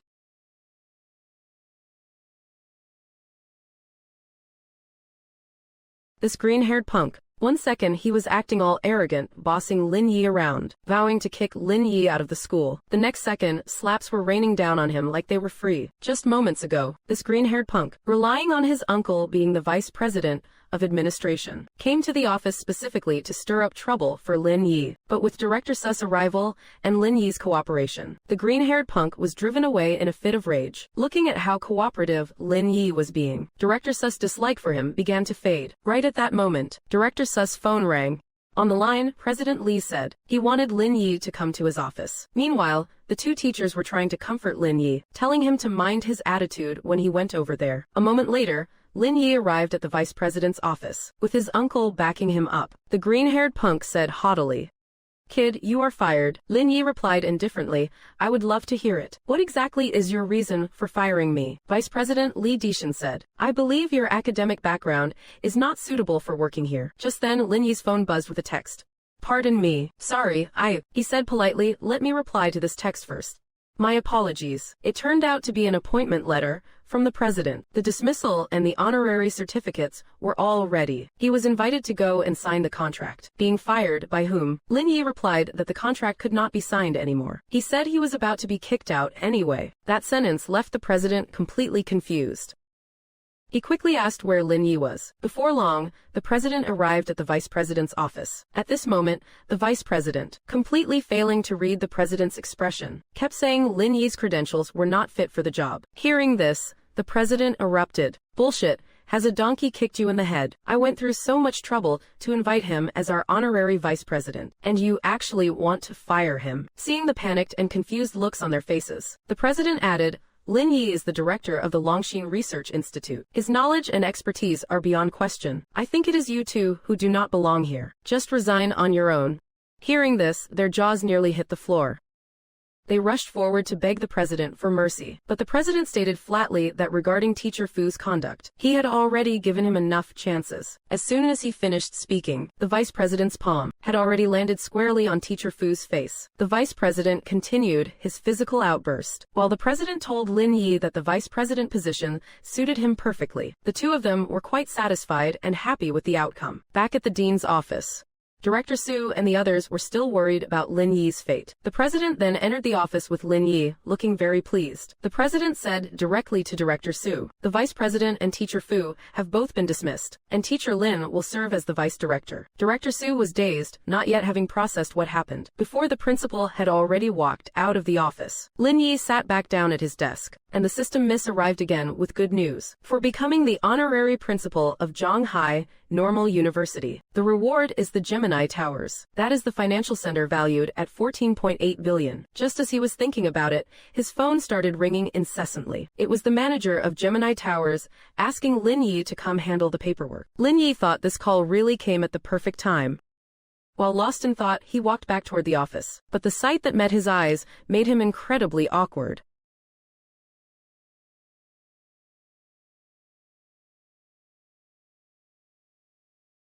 Isn't this a bit too much? Is it even okay to wear clothes like that in the office? Just a moment ago, Lin Yi had received the call from Gemini Towers. After hanging up and walking into the office, he witnessed the scene from the beginning. Startled, Director Su hurriedly covered her body and said, "Why did you just barge in like that?" As she spoke, she pushed him out of the office. Locked outside the door, Lin Yi thought to himself, it was not like he did it on purpose. It is just that those heavy weights on her were way too eye-catching. Meanwhile, Ji Qingyin's Chaoyang company was holding a press conference. Lin Yi stood in the hall, looking sharp in a well-tailored suit. Not far away, Ji Qingyin was busy socializing with others. With nothing to do, Lin Yi walked over to the buffet to grab a bite. A beautiful woman walked over to hit on him, but Lin Yi politely turned her down. As she walked away, she could not help muttering, "What a poser. He looks like just another broke loser." Nearby, Ji Qingyin was chatting with a few people about the Wangjong Wharf renovation project. The mention of Yala design also sounded quite familiar to her. At that moment, a greasy kid with bleached hair walked up to Ji Qingyin and said, "CEO Ji, are you also interested in the Wangjong Wharf renovation?" Seeing Ji Qingyin's keen interest, Huang Mao continued, "The head of Yala design is my cousin. I can't handle such a massive project all by myself. If you are interested in a partnership, CEO Ji, how about giving me a chance to take you out for dinner?" He reached out to touch Ji Qingyin as he spoke. Just as his hand was about to brush her shoulder, Lin Yi lunged forward, blocking him from Ji Qingyin. He told Huang Mao, "Forget about the dinner. She does not have time to eat with you lately." Huang Mao snapped back, "No time to eat with me. Does she have time for you then?" Lin Yi was not about to miss this chance to be the hero and win the girl. He wrapped his arm around Ji Qingyin's waist and said, "Well, what do you think? Does she have time for me? Furthermore, who said the Yala design project would definitely go to you? I think Chaoyang Group has a very good chance." Seeing Huang Mao's skepticism, Lin Yi added, "Why do not you give your cousin a call?" Huang Mao immediately dialed his cousin's number, intending to show off in front of Lin Yi and take him down a peg. Standing by, Lin Yi said, "It is Lin Yi. You must be Director Lin." The voice on the phone was clearly shocked. "Mr. Lin?" Huang Mao asked his cousin. Wait, you actually know this guy named Lin Yi? The voice replied, of course I do. Wangzhong Wharf is one of Mr. Lin's properties. He is the one who gave me this renovation project. At that moment, Huang Mao was panicking big time. He felt like he had just shrunk several inches in stature. Lin Yi, on the other hand, was blunt and to the point. Alright, now get lost. After Huang Mao left, Lin Yi said, I am stuffed. I will go wait for you in the lounge. Inside the lounge, Ji Qingyan tiptoed over to Lin Yi's side. She thought he had fallen asleep, but just as she was about to leave, Lin Yi suddenly grabbed Ji Qingyan's wrist. With a gentle tug, the beauty was pulled right into his arms.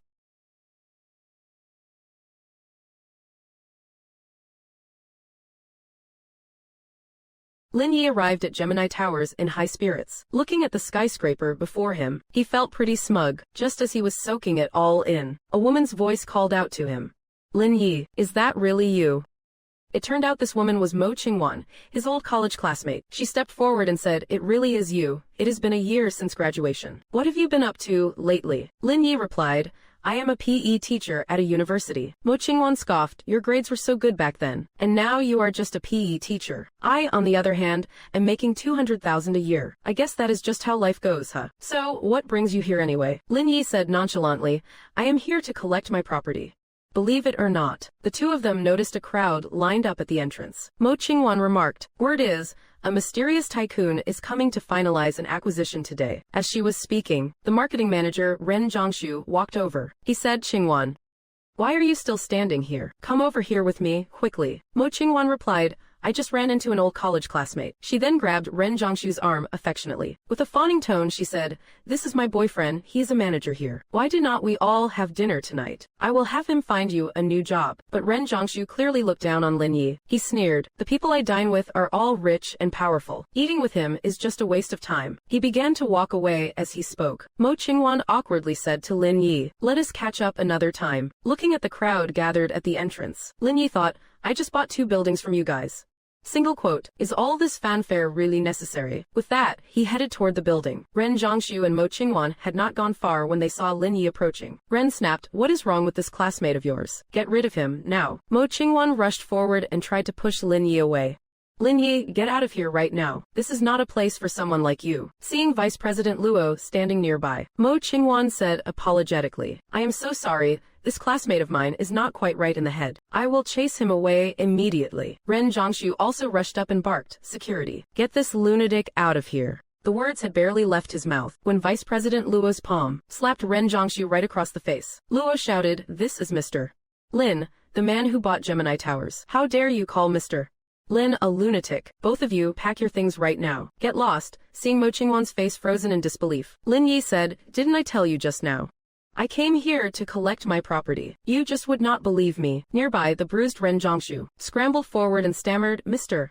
Lin, look, this was all a misunderstanding. Let me take you out tonight. I will make sure you are well taken care of. Lin Yi scoffed, dinner with me.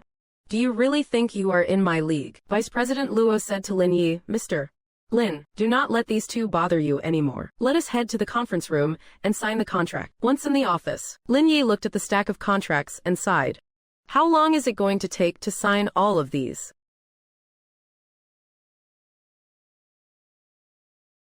This woman sure is fickle, is not she? Just a moment ago, she was mocking Lin Yi for being a PE teacher, clinging to her boyfriend's arm. She was acting all high and mighty, offering him a new job. Once she realized Lin Yi was the mysterious tycoon buying her company, she dumped her boyfriend on the spot. After tossing her luggage into the trash bin, she began fixing her makeup. Not far away, Lin Yi finished signing the contract and slowly walked out. She rushed forward to meet him. Lin Yi saw Mo Qingwan running toward him. He said, why have not you left yet? Mo Qingwan shamelessly replied, I was waiting for you. I am waiting for you.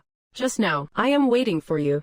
I just broke up with Ren Zhongshu. Seeing her like this, Lin Yi said, what does your breakup have to do with me? At this moment, Mo Qingwan started playing the nostalgia card with Lin Yi again. She said, you even wrote me love letters before. Now that I am giving you a chance, why do not you know how to cherish it? Lin Yi replied, Zhang Song wrote that love letter.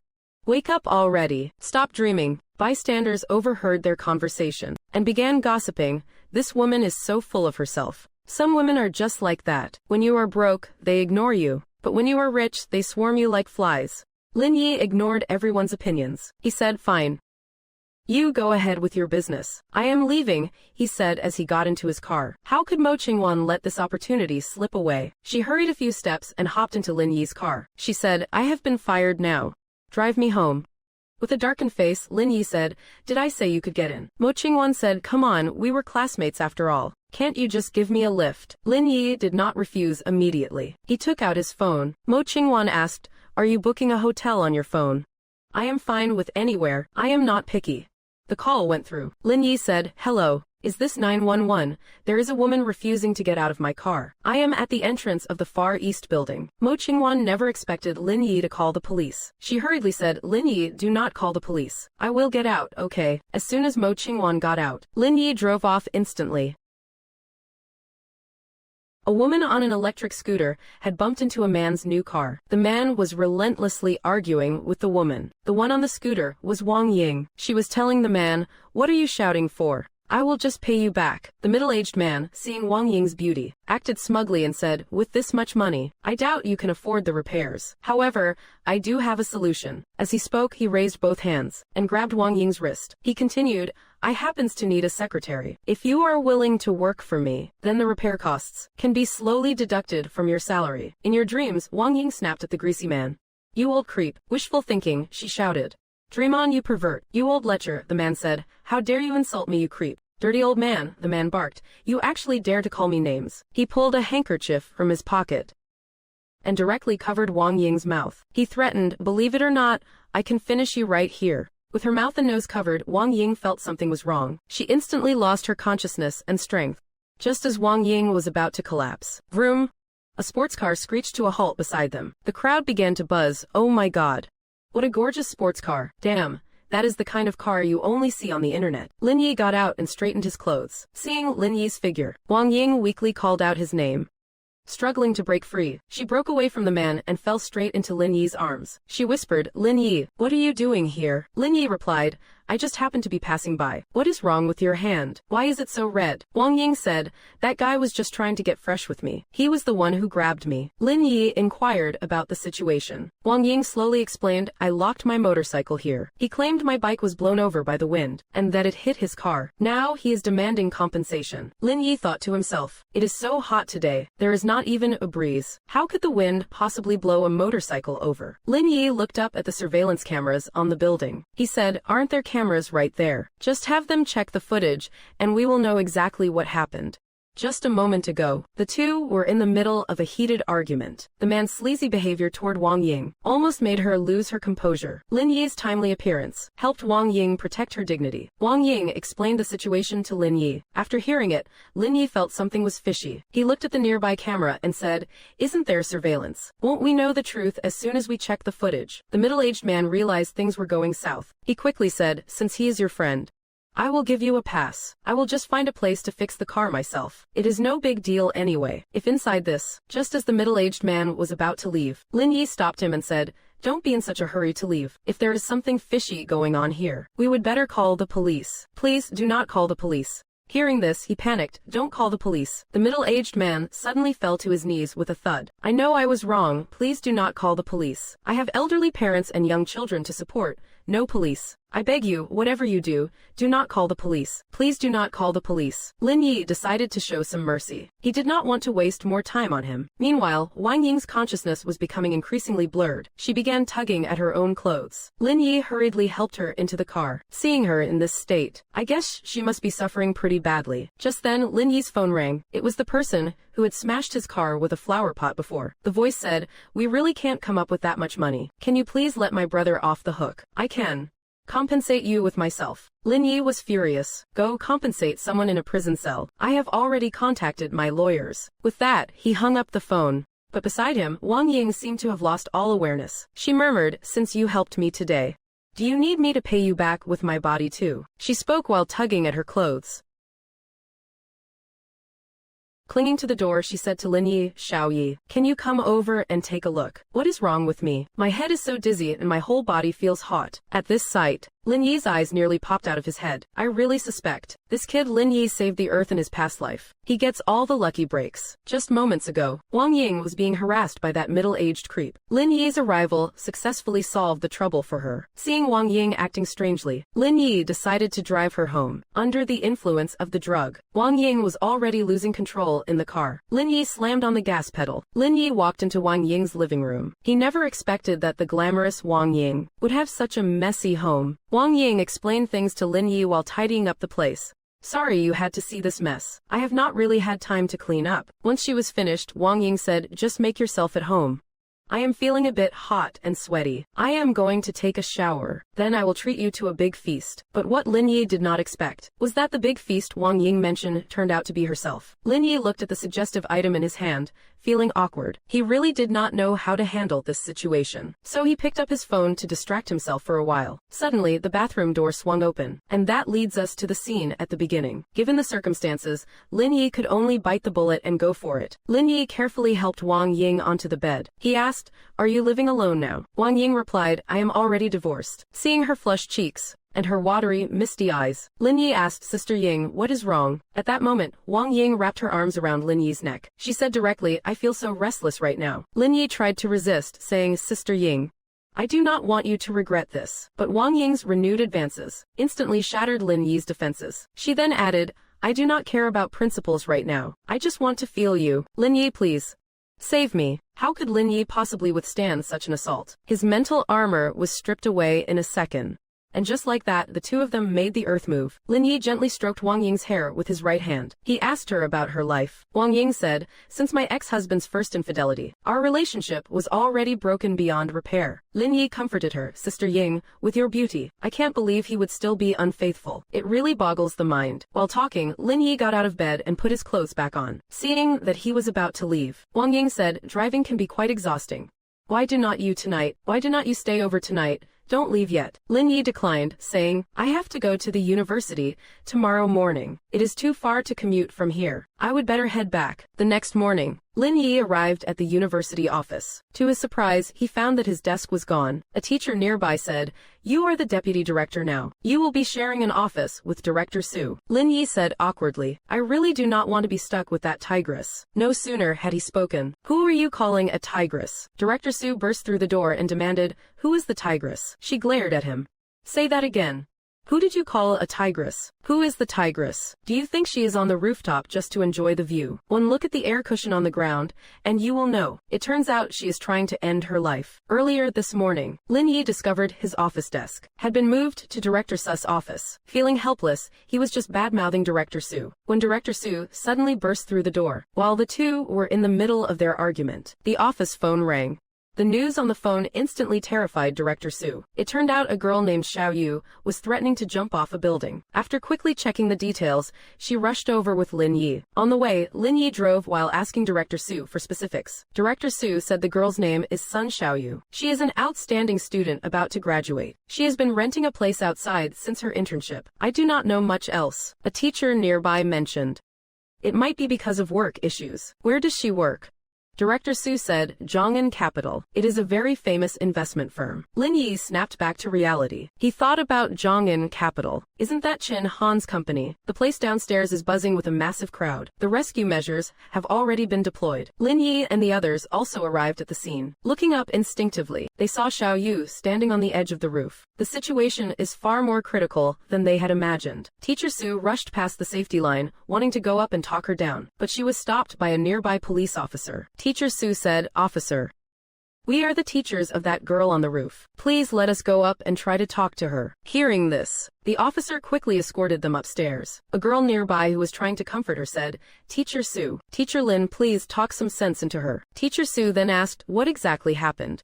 Wasn't her job going well? Why would she want to end her life? Full of doubt, she shouted to Xiao Yu, stay calm. We can talk this through slowly. We will make sure you get justice. Xiao Yu turned her head. She sobbed, Teacher Su, I was sexually harassed, and someone tried to force me. And even my boyfriend does not believe me.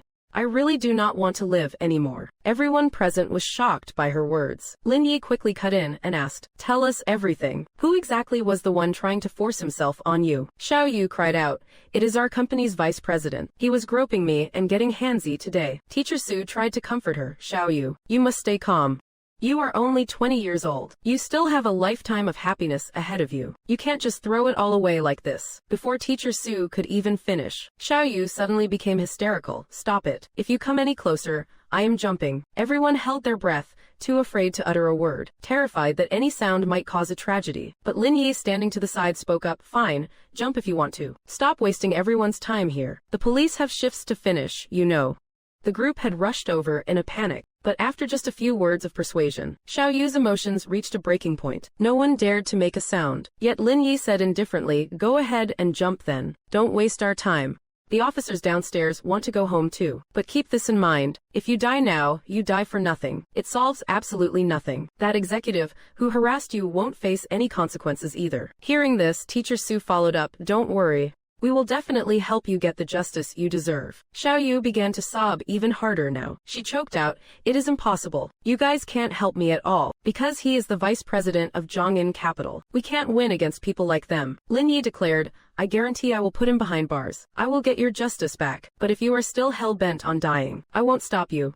If you are going to jump, do it quickly. Don't waste my time." Xiao Yu was stunned by his blunt words. In that split second when she was distracted, that window of time was more than enough for Lin Yi. With a flash of movement, he was right in front of Xiao Yu. He successfully pulled her back to safety. Xiao Yu was finally out of danger. Facing the grateful police officers, Lin Yi simply said, "I just did what I had to do. But regarding the harassment of our student, I will have to trouble you to process the case as soon as possible." The girl who was holding Xiao Yu said to Teacher Su, "Technically, it was only attempted harassment, but Zhongin Capital has such powerful lawyers. If we call the police, will they just turn the tables on us?" Lin Yi did not even bother to listen to their concerns. He got up and headed straight for Zhongin Capital. Teacher Su asked, "What are you going to Zhongin Capital for? Do you think you are more capable than the police?" Lin Yi replied, "Xiao Yu is a student at our university. I have to get justice for her, no matter what. I will dig up the evidence myself." The other teachers never expected that Teacher Lin would storm into Zhongin Capital all by himself like a lone wolf. Teacher Su, worried about Lin Yi's safety, hurriedly followed after him. Seeing Lin Yi's car about to leave, she quickly hopped in. She told Lin Yi, "Wherever you go, I am going too." Lin Yi did not say another word. He floored it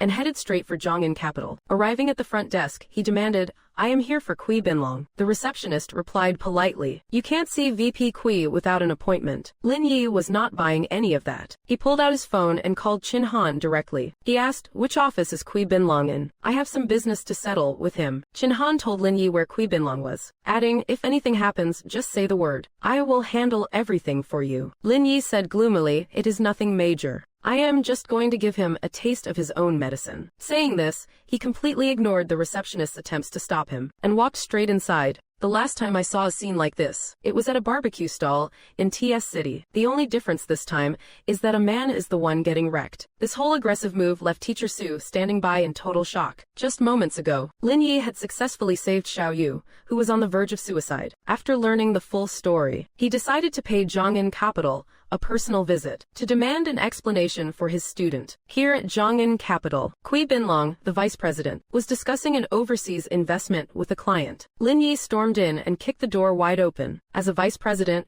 Kui Binlong had never been treated like this. He barked, "How dare you barge into my office?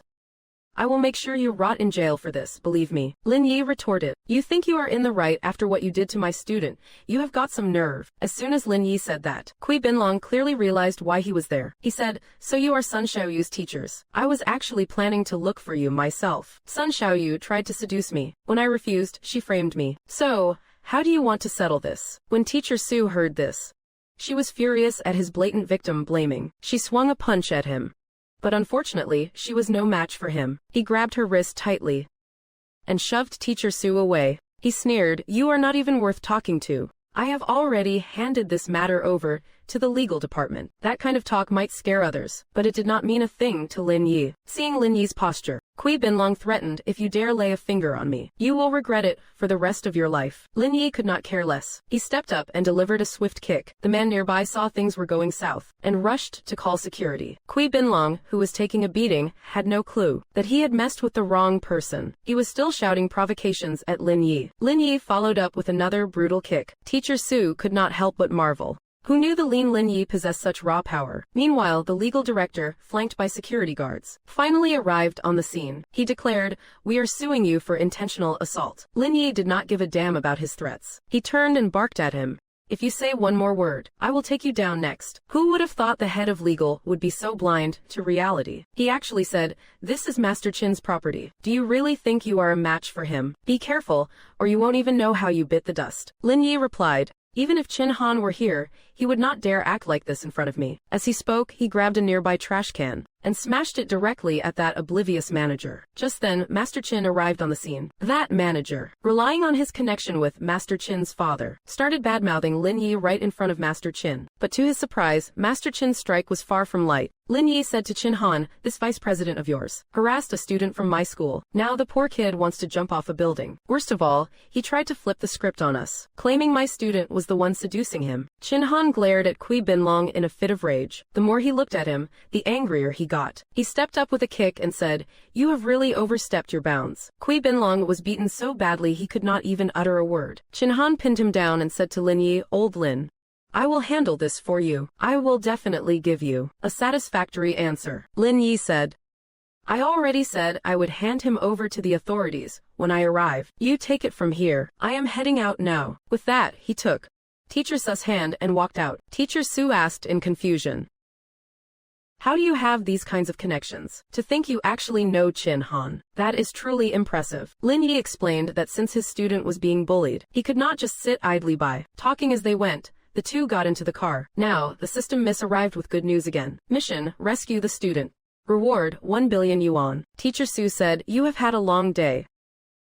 Don't bother going back to campus this afternoon." Inside the Jojo Pavilion Villa, Lin Yi was lounging lazily on his bed. Meanwhile, over at the Kaixuan Villa, Chin Han strode arrogantly into the living room. Greeting his old man, Chin Han's father, Chin Zhengqing, got straight to the point.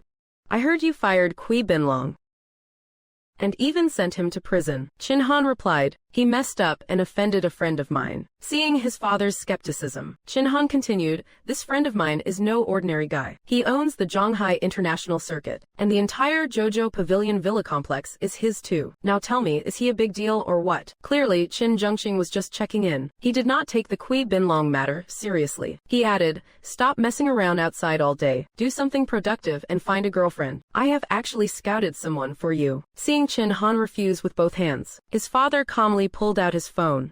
He placed a photo of her in front of him. Chin Han unexpectedly started drooling at the sight, but strangely, the woman in the photo looked more and more familiar. His father said, "This girl is the CEO of Chaoyang Group." That is when Chin Han remembered. He quickly pulled out his own phone. His father was also confused after seeing the photo on the phone. "I will be damned if someone did not beat me to it," he muttered. "Looks like someone else got there first." Chin Han did not let it bother him. He waved goodbye to his father and went back out to continue his career as a club-goer. Government Service Center. The next day, Lin Yi arrived at the service center alone. Walking into the hall, he instantly drew admiration from the fangirls nearby. Feng Xin, with her hair in a ponytail, stepped forward. She asked what business he needed help with. Lin Yi replied, "I want to register a company." Feng Xin started giving him the rundown. "Please fill out this form first. You can also add me on WeChat. If there is anything you do not understand, I can show you." Lin Yi could tell immediately that she was clearly trying to hit on him. He thought, "Let us forget about the WeChat part," and said, "I will come find you if I have any questions. At your service." All of this, at your service. Everything was witnessed by a balding man nearby. Lin Yi stood to the side, scribbling away at the form. Once finished, he handed it over to the balding man. The balding man did not even bother to look at it himself. He pushed the form back and said it was filled out incorrectly. "Fill it again," he said.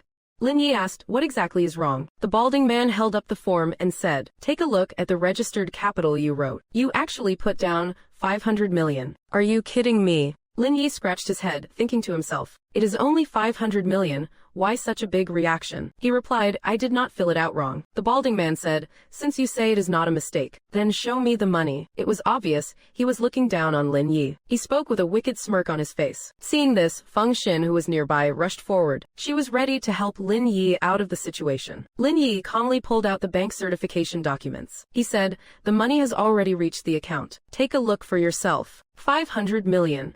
Verified. The balding man stared at the bank asset certificate. He was absolutely stunned. Then he had another thought. He could not afford to lose face like this. He snapped at Lin Yi again. The registered address is also wrong. The address should be your company's specific floor, not the entire Gemini Towers. Lin Yi pulled out a property purchase contract and said, our company occupies the entire Gemini Towers. Here is the purchase contract. I bought it for 18 billion a few days ago. Now, do I still need to refill the form? The balding man never expected the visitor to be this wealthy. He stuttered, number. No need. Please wait a moment. The business license will be ready shortly. Lin Yi took the license and thought, now I am one step closer to my goal. After finishing the procedures at the service center, Lin Yi left. While in the car, he received a call from Teacher Su. She had arranged to meet Sun Xiaoyu's boyfriend. They were meeting at a coffee shop near the school. Lin Yi agreed while he was driving. A moment later, Lin Yi arrived at the location. Sitting upstairs, Teacher Su waved to Lin Yi. When Lin Yi went upstairs, he saw that Sun Xiaoyu's boyfriend had not arrived yet. Teacher Su explained that his family is quite well off. Plus, he is graduating in over a month. Naturally, he does not take us seriously. That little boyfriend of hers, acting all reckless, then walked into the coffee shop. And then, the opening scene happened. He jiggled the keys in his hand and said, this place is way too low class, do not you think? The one speaking was Xiaoyu's boyfriend, Yang Feng. Teacher Su was very displeased to hear those words. Suppressing her irritation, she said, Xiaoyu has been having suicidal thoughts. I was hoping you would come and comfort her. Who would have guessed? Yang Feng actually said, a dirty woman like her. I am not going to bother with her. Besides, we have already broken up. I never planned to be with her for real anyway. Hearing this, Teacher Su's blood began to boil instantly. If Lin Yi had not been there to hold her back, there is no telling what she would have done. Yang Feng did not pay them any mind. He got up and walked away. Lin Yi comforted the angry Teacher Su. As Teacher Su calmed down, she realized she had lost her composure. Quickly pulling herself together, she said, how can someone like that exist? At the entrance of the Peninsula Hotel, Yang Feng and his father arrived at the scene. It turns out they were here to meet a very important person. His father said, if I were not planning for you to take over the family business, who would even bother bringing you along? Yang Feng replied, with a deal this big,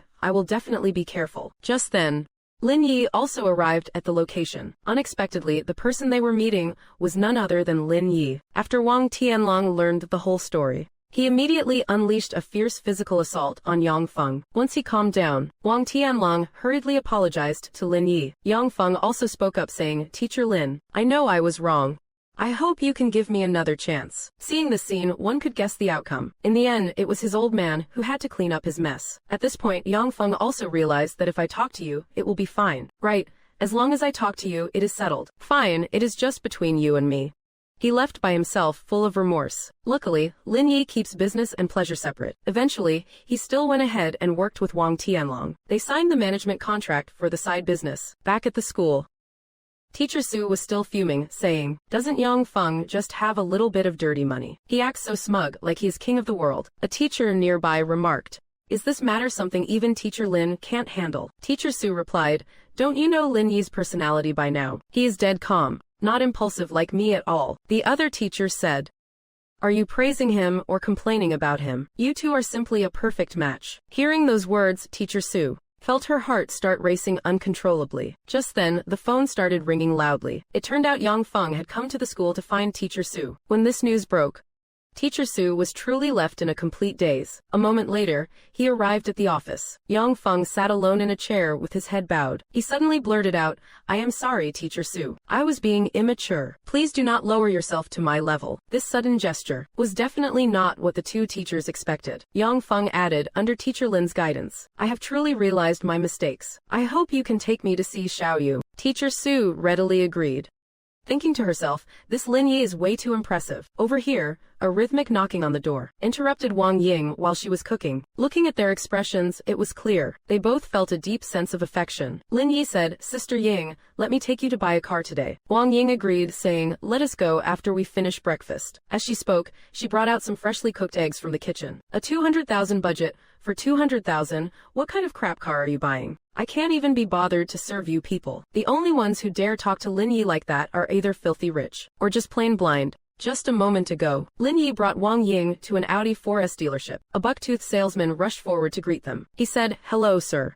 Are you here to look at cars? Seeing the two of them nod, the salesman continued, may I ask, do you have any specific requirements for the car? I can give you both a detailed introduction. Wang Ying said from the side, I will be the one driving, so as long as it looks good, it is fine. As for the price, let us keep it under 200,000. What followed was the scene from the beginning. That buck-toothed salesman directly pawned them off to another salesperson. Seeing this, Lin Yi said, just finding some random person to deal with us. Is it because you think our budget is too low, and now you do not even want to show us around? The car salesman turned around and said, don't you have any self-awareness at all? Just then, a gentleman suddenly approached and asked, excuse me, who owns that sports car parked outside? Before he could even finish his sentence, that snobbish salesman sprinted out. When he saw the $30 million Pagani, he was absolutely shell-shocked. The gentleman said, I wanted to pull my car in, but that sports car is blocking the way. I am just asking whose it is, and could you please move it? Standing nearby, Lin Yi said softly, my apologies. I will go move the car right now. These words instantly stunned the salesman from earlier. Lin Yi said as he walked away, anyway, this shop does not seem to welcome us. Hearing this, the salesman hurried to say, Mr.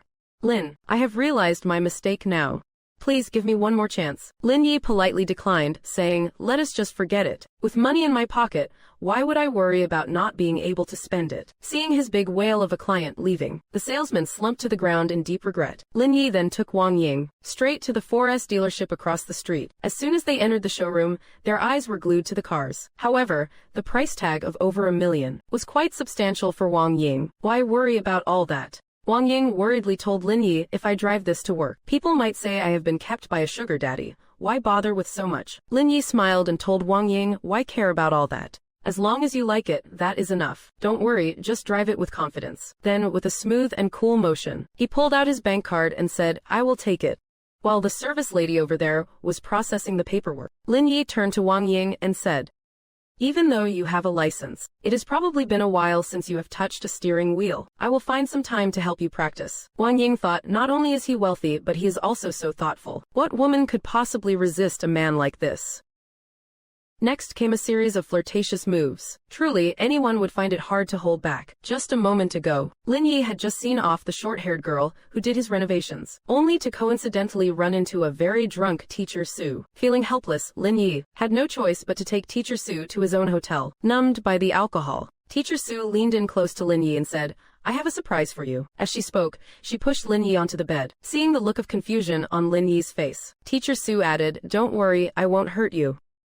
At some point, a blindfold appeared in Teacher Su's hand. Sensing Lin Yi's inner confusion, Teacher Su explained, that bastard said I do not know how to be playful. He told me to watch videos and learn, but as soon as I bought these props, he dumped me. Then came the scene from the beginning. Lin Yi shouted, you have got to be kidding me. This is so aggressive. He found himself unable to resist, and could only let her have her way. But Teacher Su's actions became increasingly bold, as she used every trick she had ever learned on Lin Yi. Looking at Lin Yi's expression, one could not tell if he was suffering or enjoying every second of it. Sunlight streamed through the window into the room. Waking up, Teacher Su crept out of bed on tiptoe and quietly left. A short while later, the beeping of the phone alarm woke Lin Yi up. At this moment, a system miss appeared shyly. Lin Yi grabbed her suddenly. He said teasingly, I still have some interesting things to show you. And the system miss, being coy, refused him by saying, please do not, master.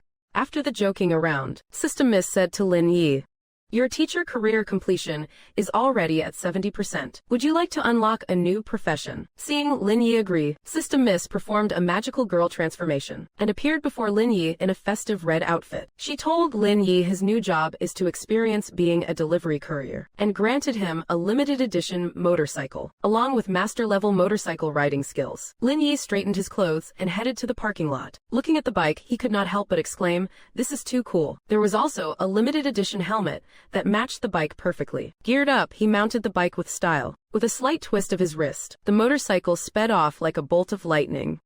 Let us go inside and talk over a meal. At the dining table, Lin Yi inquired, how much longer until the first phase of the renovation is finished? The short-haired girl beside him replied, at the earliest, it will take another 2 months. Lin Yi said helplessly, I will transfer another 400 million for the construction costs. Speed up the progress for me. As soon as he said those words, the short-haired girl was overcome with joy. She thought to herself, this client is way too generous. Lin Yi then mentioned he had established a new company called Lin Yi Group. Can you help me design a logo? The short-haired girl readily agreed and asked where the company's office was located. Lin Yi said nonchalantly, the location is the Gemini Towers. The short-haired girl thought to herself, the Gemini Towers is a landmark building in Shanghai. He really is young and successful. Thinking this, she leaned closer to Lin Yi and said, besides the group logo, are there any other requirements? Lin Yi said again indifferently, just add the 4 words, Lin Yi Grand Building. Seeing the short-haired girl's hesitation, Lin Yi added, I have already bought the Gemini Towers in full. Just go ahead and do it. Seeing her jaw drop, Lin Yi said, it is just 2 buildings. Don't make such a big deal out of it. Once everything was arranged, Lin Yi waved goodbye to the short-haired girl. Suddenly, a familiar voice came from behind him. I want another drink. Lin Yi looked toward the voice and found it was Teacher Su. Su Zhe also spoke up. What a coincidence. Lin Yi, I can't believe I ran into you here. After saying that, she stumbled into Lin Yi's arms. The waitress nearby said, this lady was cheated on by some scumbag. She went and got herself completely wasted. Since you know her, please be a gentleman and take her home. With that, the waitress hurried away. Helpless, Lin Yi had no choice but to carry her and take her back. Numbed by the alcohol, Teacher Su was still mumbling curses at that scumbag. Lin Yi carried her into the car and asked for her home address. Su Zhe replied, I am not going home. Take me to a hotel. I want to keep drinking. Lin Yi could not win the argument against her, so he had to take her to his own peninsula hotel. He supported her as they walked into the lobby. He told the staff, open the best suite and send up a few more bottles of wine. Seeing she had already drunk quite a bit, Lin Yi quickly tried to stop her. Teacher Su said, what, are you afraid I will get drunk and do something to you? She then leaned in close to Lin Yi and whispered, I have a surprise for you. Zigwa video creator, Shi-san animation notes. Lin Yi was actually forced into an intimate training session by a drunk Teacher Su, but as luck would have it, he unlocked the new courier profession. Lin Yi, now fully geared up, rode his motorcycle toward the school. It so happened that he ran into Teacher Su, who was arriving for her class. Once Lin Yi parked the bike and took off his helmet, Teacher Su finally realized it was him. Thinking back to that awkward scene from last night, Teacher Su brought up last night's events. Thank you for everything. Seeing Lin Yi's smiling face, Teacher Su added, this bike is so cool. Why have not I seen you ride it before? Lin Yi replied, this is a school after all. I can't be too flashy, you know. Teacher Su followed up with a question. Then why did you ride it here today? Lin Yi answered bluntly, I am here to resign. Teacher Su asked in confusion. You are not quitting because of what happened between us last night, are you? Lin Yi shook his head. He said, my resignation has nothing to do with us. I am planning to become a delivery guy. It is more chill and free. Teacher Su could not wrap her head around it. She did not understand why Lin Yi would want to do deliveries. Then she teased him playfully. So, in the future, can I just place my orders directly with you? Her playful behavior actually made Lin Yi feel a bit out of his element. Suddenly, a phone rang. A new order had just reached Lin Yi. Inside Shangcheng International Apartments, Lin Yi arrived carrying a piano stand that the customer had purchased. The one who opened the door was Guo Rui, a professor at the Shanghai Music Conservatory. As the two were exchanging pleasantries, a kid nearby who was playing games remarked, aren't you a bit too fast? Lin Yi spoke to him in an elder's tone. Practicing the piano is a good thing. You should appreciate your mother's good intentions. Seeing himself being lectured, the kid said indignantly, if it is so good, why do not you practice? But I do not blame you. If you actually had the talent, you would not be a delivery guy. Seeing Lin Yi's unbothered expression, the kid continued, the piano is an instrument for the elite. Can you even handle it? Seeing her child being so rude, it was quite embarrassing. The mother quickly stepped forward to apologize. Lin Yi was not about to indulge his attitude. He spoke up directly, I know how to play a little. I am self-taught. But playing a piece better than a child's level is not that hard. The mother chimed in. My son has already passed level 8. That is not just an average child's level. Lin Yi did not pay any mind to her words. He sat gracefully at the piano, and soon only the music could be heard.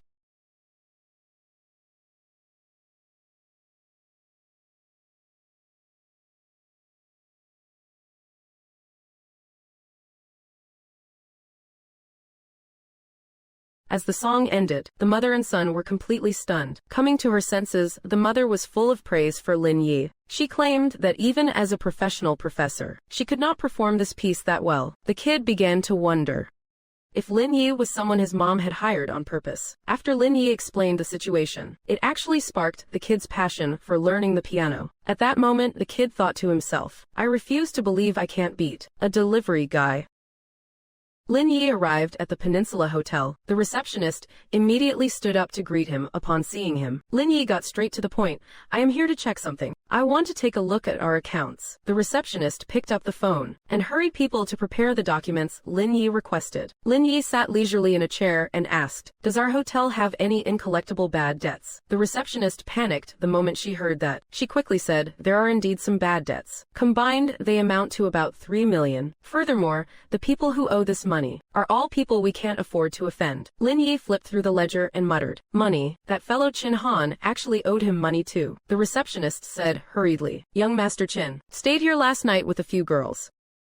He probably has not checked out yet. Hearing this, Lin Yi took out his phone and called Chin Han. Once the call connected, Lin Yi said bluntly, Kid, do you owe the Peninsula Hotel over 100,000? On the phone, Chin Han replied, The hotel is not yours anyway. Why do you care? Lin Yi followed up, Who told you the Peninsula Hotel is not mine? Pay up first, and I might let you stay for free later. Hurry up and settle the bill. Upon hearing this, Chin Han scrambled to put on his pants and said, Are you at the hotel right now? I am coming down to find you immediately. The receptionist told Lin Yi that a man named Yao Dong wanted to see him. As they were talking, Yao Dong and his group walked aggressively into Lin Yi's office. Seeing the hostile stance, the nearby receptionist quickly grabbed her intercom, quietly summoning the security guards. Meanwhile, the man named Yao Dong took something from his hand and slammed it onto the desk. He said, From now on, we will be working together. We are all in the same boat now. Please accept this small token of my appreciation. Seeing Lin Yi's cold attitude, Yao Dong said, Since you won't give me face, then you can forget about doing business here ever again. Seeing his arrogant expression, Lin Yi could not care less about him. He picked up the water cup on the table and smashed it directly over the man's head. Seeing their boss hit, the others charged forward with their fists, but they were no match for Lin Yi. With a mid-air kick, he sent one of them flying out. Seeing that the opponent was still acting tough, Lin Yi said, The beach and Wangzhong Wharf are mine. This hotel is also mine, and those security guards outside, they are my people too. The beaten leader looked in the direction Lin Yi pointed. He was terrified to see a massive crowd of security guards. Just then, young Master Chin walked into Lin Yi's office with swagger. From the look on his face, it was clear the beaten leader also knew Chin Han. He said politely, We just came here to talk business with Mr. Lin. Chin Han looked at Lin Yi and noticed his sighing expression, then said, Do these two pieces of trash think they are worthy of talking business with you? As soon as he said that, the troublemakers were all stunned. Video creator, Shikan Animation notes. Right after Lin Yi finished teaching them a lesson, Chin Han arrived at Lin Yi's office. When the intruders saw Chin Han, they respectfully claimed they were there for business. Lin Yi then turned to Chin Han and said, They just said they were going to ruin my business. Hearing this, Chin Han was furious. He spoke directly to the two men. Even I am not qualified to talk business with him. Who the hell do you think you are? Get out of here right now. Everyone was shocked. The crowd stood there in a daze. They wondered what kind of powerful background Lin Yi actually had. Seeing them still idling there, Chin Han stepped forward and gave them a kick. Lin Yi called out to the retreating crowd, When are you going to pay back the money you owe me? Limping away, they shouted as they ran, We are going back to get the money right now. Seeing them gone, Chin Han gave Lin Yi a wicked grin and said, Look, I just settled such a big problem for you. Can we just forget about that 100,000 I owe? Hearing this, Lin Yi gave him a big thumbs up. He said, When it comes to being shameless, if you are second, nobody would dare claim to be first. While the two were joking around, Lin Yi's phone suddenly rang. It was a call from Ji Qingyan. After they chatted for a bit, Lin Yi hung up the phone and headed straight to find her. He completely ignored young Master Qin, standing right next to him. Qin Han shouted at him, "You choose women over friends. You have got no humanity, man." Inside Ji Qingyan's office at Chaoyang Company. Lin Yi arrives carrying groceries. "Hello, your delivery is here." When Ji Qingyan saw Lin Yi, she grinned from ear to ear and said, "You are way too fast." Lin Yi quipped back, "Hey, do not ever tell a man he is too fast, okay?" He then added, "Are you taking these vegetables home?" Ji Qingyan said to him, "I have a kitchen here where we can cook, all right. How about I show off my skills for you?" Lin Yi took off his jacket and said, "Better let me handle it." With that, he stepped into the kitchen, chopping, stir-frying, the whole deal. He was truly cooking like a beast. In no time, the food was laid out on the table. Looking at the colors and the final dishes, Ji Qingyan was practically drooling. She really did not expect Lin Yi to have such culinary talent. Lin Yi said to Ji Qingyan, "Then you should eat a bit more. I will go get you a glass of juice." Just as Lin Yi opened the refrigerator, a sudden scream. Startled, Lin Yi quickly looked toward the sound. Even playing the piano was a piece of cake for him. He completely schooled the university music professor. In the end, he did not forget to add a frustratingly humble remark. "I am just self-taught. I do not really know much. Just messing around.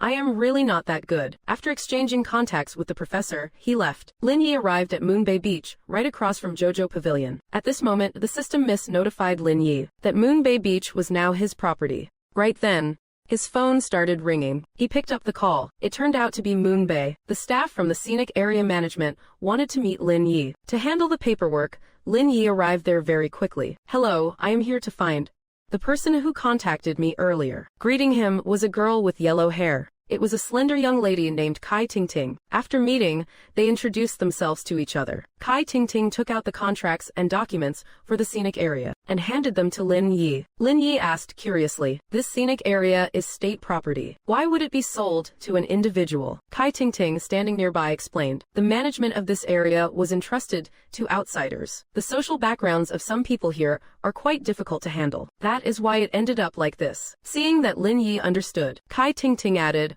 "Although it has been sold to you, you only have the property rights for 70 years. After that, it reverts to the state." Lin Yi thought to himself, this really is a hassle. After walking out of the main hall, Lin Yi dialed Bai Songjong's number. Upon inquiry, he found out that this place still owed their company over 200,000. Lin Yi told Bai Songjong to get the documents ready. The two of them agreed to head over and confront them. Number 142 Binhai Road. Two thugs were squatting on the ground, smoking. The arrival of Lin Yi and Bai Songjong caught their attention. They recognized the person coming. The two thugs stood up and said, "Boss Bai, what are you doing here?" Bai Songjong said directly, "I am here to see your manager." The two thugs spoke up bluntly. "Our brother Dong is not here." Bai Songjong saw the manager's car nearby.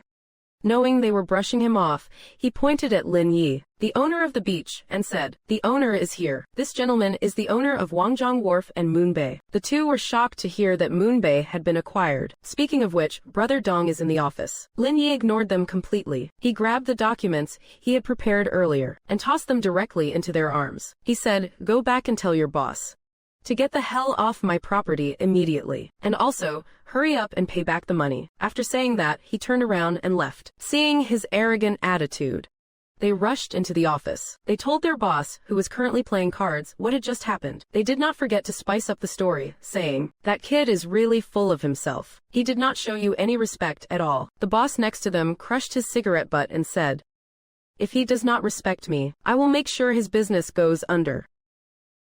From this, it is clear that Lin Yi is quite the troublemaker. Regarding the order, just a moment ago, Lin Yi received an order from a guy in green pants to buy 2 swim rings. The guy in green pants wanted to humiliate him in front of his female companion. He looked straight at Lin Yi and said, "You really think you are richer than me?" The red-haired girl standing nearby quickly stepped in to de-escalate, saying, "Forget it, I will just pay for it myself." Seeing this, the green pants guy said, "I invited you out to have fun. How could I let you spend your own money?" So, while pulling out his money, he said, "I can't be bothered to argue with the likes of you." Lin Yi took the 400 yuan handed over by the green pants guy and said, "It should be 418. What is with you only giving me 400? The green pants guy snapped, "It is 400. Take it or leave it." Meanwhile, the purple-haired girl on the side started jeering along with the green pants guy. Lin Yi did not care. He put the 400 yuan into the red-haired girl's hand and said, your friend here seems pretty broke. Consider these 2 swim rings my gift to you. After saying that, he turned and walked away. The green pants guy, feeling insulted, yelled, "Did I say you could leave? You dare call me broke? My company makes 2 million in annual profit." Then he pulled out his phone and continued, "I want to buy something else. Do you even dare to take the order?" Seeing Lin Yi's disdainful expression, the red-haired girl stepped forward again to stop them. Just as they were arguing, a new order came in. It turned out the green pants guy placed an order to buy a car, a limited edition Ferrari 812. The green pants guy said, "I will pay you once you actually buy it and bring it back." Lin Yi did not bat an eye. He said bluntly, "Wait for me." After saying that, he left immediately. The green pants guy was still laughing wantonly on the beach. But the red-haired girl nearby looked upset. She then said, "I think you guys are being way too disrespectful." Hearing this, the green pants guy spat out his beer in shock. He said, "Are you actually thinking about that poor loser?" Just as he spoke, Lin Yi returned to the green pants guy, carrying a briefcase. The green pants guy said directly to Lin Yi, "You actually have the nerve to come back. I won't make it too hard on you. Call me grandpa 3 times and I will let you go." The red-haired girl could not stand it anymore. She said, "Don't you think you are taking this too far?" Facing the green pants guy's look of disdain, Lin Yi poured out the documents from the briefcase. This move actually gave the guy a real fright. Before he could react, the doors of a nearby shipping container swung open with a bang. A limited edition Ferrari 812 appeared before everyone's eyes. Lin Yi said grimly, "Since you are so rich, you surely won't have trouble paying for this, right?" One look at Ji Qingyin's face while she was eating told the whole story.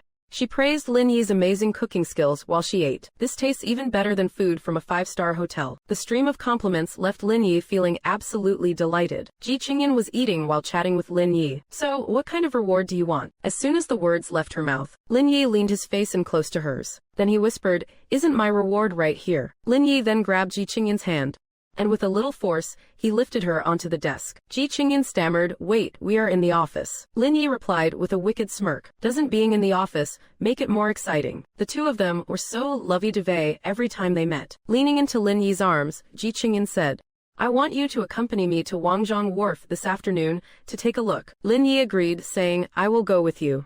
It is a good time to check on the project's progress anyway." In the blink of an eye, it was afternoon. Ji Qingyin and Lin Yi were enjoying the sea breeze at the wharf. Looking out over the endless stretch of beach, Ji Qingyin remarked, "If only we could also take over the neighboring Moon Bay beach and renovate it together, it would be absolutely perfect." Lin Yi said nonchalantly, "Then I will just buy it for you." Everyone could tell what was happening. Lin Yi was about to pull another one of his smooth moves on Ji Qingyin. Ji Qingyin teased, "You think you can just buy it whenever you want? The ownership of this beach is in the government's hands. Let us see how you are going to play me this time." After saying that, she made a cute face and ran off to the side. Lin Yi did not bother explaining anything. He just smiled faintly. Ji Qingyin added, "Wearing a bikini on the beach is much more fun than at a private pool. You better keep working hard then." Just then, the person in charge of the construction site saw the two of them and walked over. He rushed to greet them, then said to Lin Yi that Yaodong has paid off everything he owed us. Furthermore, the business operations for Moon Bay Beach have all been handed over to us. Lin Yi said calmly, "Got it." Ji Qingyin, however, could not believe her ears. She repeatedly asked Lin Yi, "What did he just say about Moon Bay?" Lin Yi smiled mischievously and said, "Didn't you want to wear a bikini and sunbathe on the beach? Moon Bay is now my property." He looked at her, seeing her getting played by his schemes once again. He could not help but burst out laughing. With that cute and helpless expression of hers, forget about Lin Yi. What man could possibly resist her? Ji Qingyin ran along the beach, shouting, "Now that this place is all yours, when you have time, you must take me out to sea." Lin Yi agreed, saying, "No problem. When the time comes, I will bring the gear and take you diving." Lin Yi caught up to her. Hand in hand, the two strolled along the beach, chatting as they went. Before long, they reached the shore. Lin Yi said, "You head back first. I still have an order to pick up." After seeing Ji Qingyin off, a new order popped up on his phone. The request was for 200 yuan women's swim rings. Lin Yi drove to a shop. He told the owner he needed 2 swim rings around 200 yuan each, and remember to give me a receipt. The shop owner, seeing Lin Yi's handsome face, said jokingly, "A guy as handsome as you is doing errands. Do you want me to introduce you to some sugar mamas?" Lin Yi replied awkwardly, "Do you pimp on the side when you are not selling swimwear?" He took the swim rings and left. Arriving at the beach, Lin Yi called the customer. The person on the line said, "Just bring them over here. I am under the red umbrella wearing blue beach shorts." Lin Yi looks around. This beach is basically covered in people matching the customer's description. How the hell am I supposed to find them? But a voice on the phone snaps, "With an IQ like yours, it is no wonder you are stuck doing delivery." Just as Lin Yi is scouting the area, a voice shouts in his direction. When Lin Yi turns around, his looks are an absolute knockout. The young lady calling him quickly nudges her friend nearby. She says, "The delivery guy bringing our swim rings is actually incredibly handsome." Hearing there is a hunk around, the other girl perks up instantly. She hurries to take a look at him. She thinks, why would someone this good-looking be doing errands? The guy in green shorts nearby scoffs. He could not even find us to deliver a package. He has clearly got a screw loose. A red-haired girl nearby thinks to herself, my shop happens to need a waiter. With his build and looks, he would be a perfect fit. Meanwhile, Lin Yi approaches with the swim rings. He says, 2 swim rings, that is 418 yuan total. Please settle the bill. The guy in green shorts barks, settle my foot. I told you to buy the 200 yuan ones, but you bought the 209 yuan ones instead. Are you trying to pocket the difference? You even gave me a fake receipt. Lin Yi retorts, a fake. So I made a fake, then. Do you really think I would give a damn about a few $100? The green shorts guy hears this, points at Lin Yi and says, you have got a lot of nerve. You think you are richer than me. Seeing this, I am thinking the same thing. Another arrogant punk who does not know his place. You can tell he is truly pissed off this time. Just moments ago, after Lin Yi settled the unpleasantness on the beach, he gave the red-haired girl a ride to her clothing store. Lin Yi sits on the sofa and says indifferently, so this is your shop. The red-haired girl explains, I studied fashion design in college. Lin Yi does not linger in her shop for long. He stands up, takes one of her business cards, and says, my company might need custom uniforms later. I will place an order with you when the time comes. After saying that, he walks out. Buzz buzz buzz goes his phone. A message. He picks it up to look. It is from Zhang Song, Lin Yi's college roommate. He says to Lin Yi, I might be heading back to Zhanghai in a few days. Missed you, Lin Yi jokes back. Could you not be so gross? The voice on the phone mentions, I am planning to cooperate with Cisco. They have solved the unit program issue. There has been another breakthrough in the domestic chip sector. Hearing this, Lin Yi perfunctorily hangs up. He gets on his bike, headed for his Longxin Research Institute. A short while later, Lu Ying sees Lin Yi arriving, and comes forward to greet him. Lu Ying leads Lin Yi toward the lab, explaining that the unit program is currently being tested, but there are some minor glitches. They arrive at the laboratory as she speaks. Lin Yi sits on a nearby sofa, and says bluntly, I heard that Cisco has already developed the final unit program. Lu Ying and Director Sun look bewildered upon hearing this. They insist it is impossible. Lin Yi continues, for Cisco to make such rapid progress, they must have hired a real tech wizard, and that person is likely Lu Chu, the one who was fired. Only then does it click for Lu Ying and the director. It really could be him. Lu Ying tells Lin Yi that given Lu Chu's technical style, there will definitely be loopholes. Hearing those words, Lin Yi really lost his patience and flared up. He snapped, are you brainless?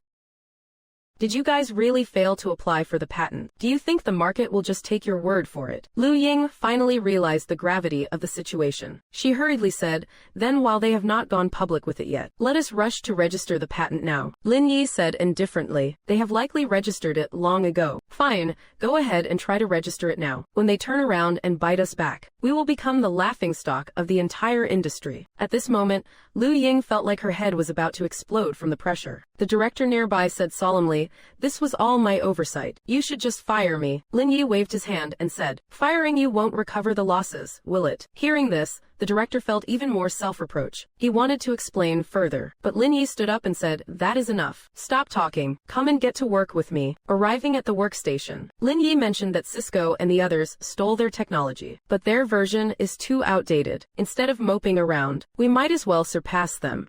As he spoke, he began a series of complex operations. Unexpectedly, the opponent was utterly crushed by Lin Yi. At this moment, that man had absolutely no idea he had provoked the wrong person. He picked up the phone, ready to call for backup. With Lin Yi's personality, why would he care about any of this? The man in green pants said, I will pay 100,000. Bring some men over and help me settle this. The red-haired girl nearby stepped forward and said to Lin Yi, you would better leave quickly. They are people you can't afford to mess with. Lin Yi just smiled faintly. A moment later, a crowd of thugs wielding clubs walked toward them.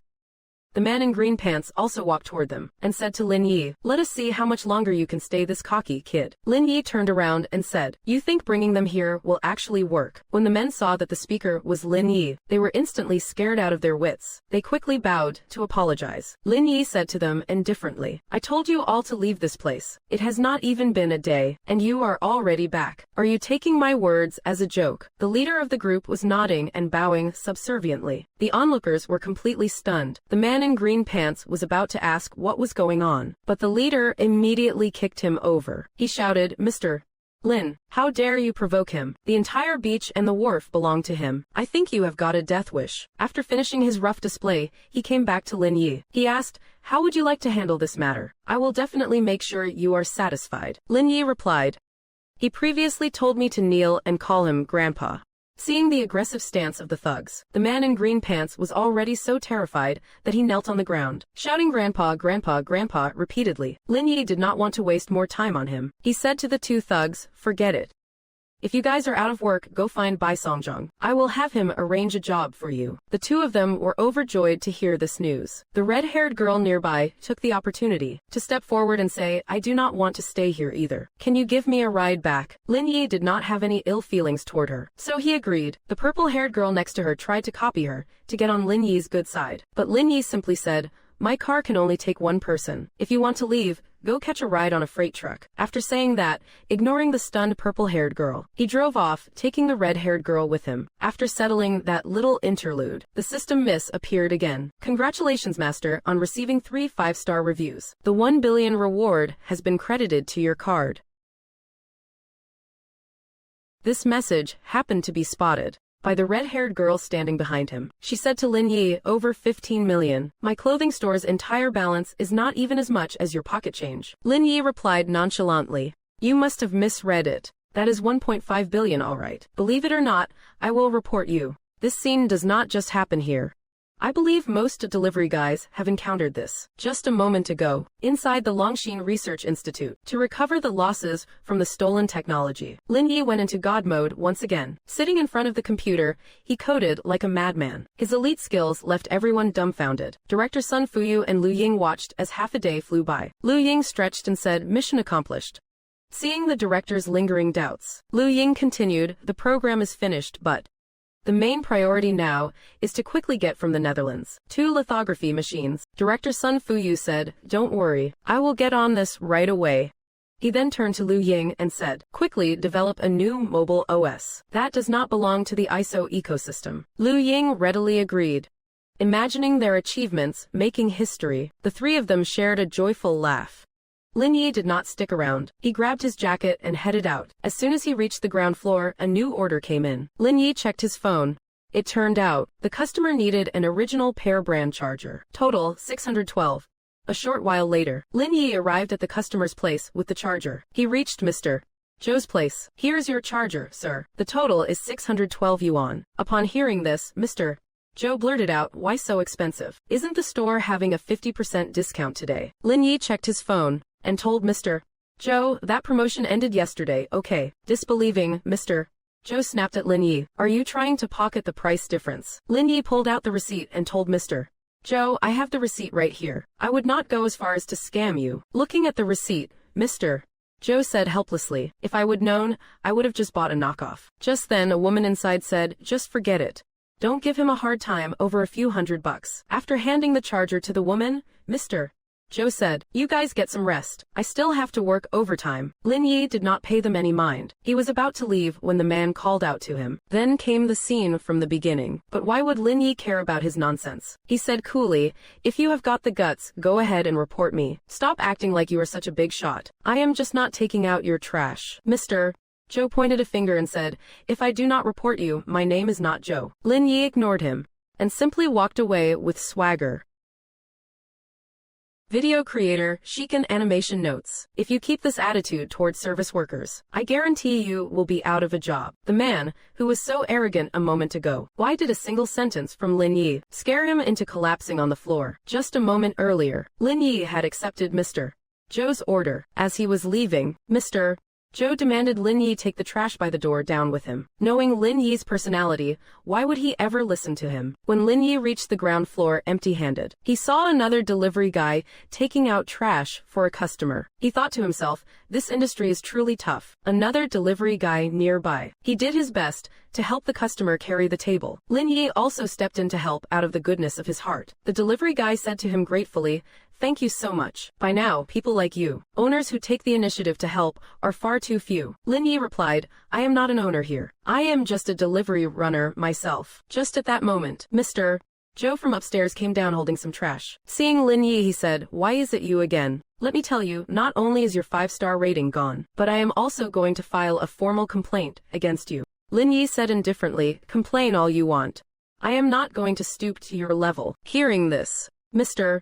Joe slammed the trash onto the ground. He said, "A lowly runner like you sure acts arrogant. I am the sales manager of Zhonghai Rugia." Then he pointed at the Bentley parked next to him and said, "A single car of mine could crush you." Lin Yi did not take him seriously at all. He pulled out a key and pressed it twice. Beep beep. The supercar next to them roared to life and unlocked. Mr.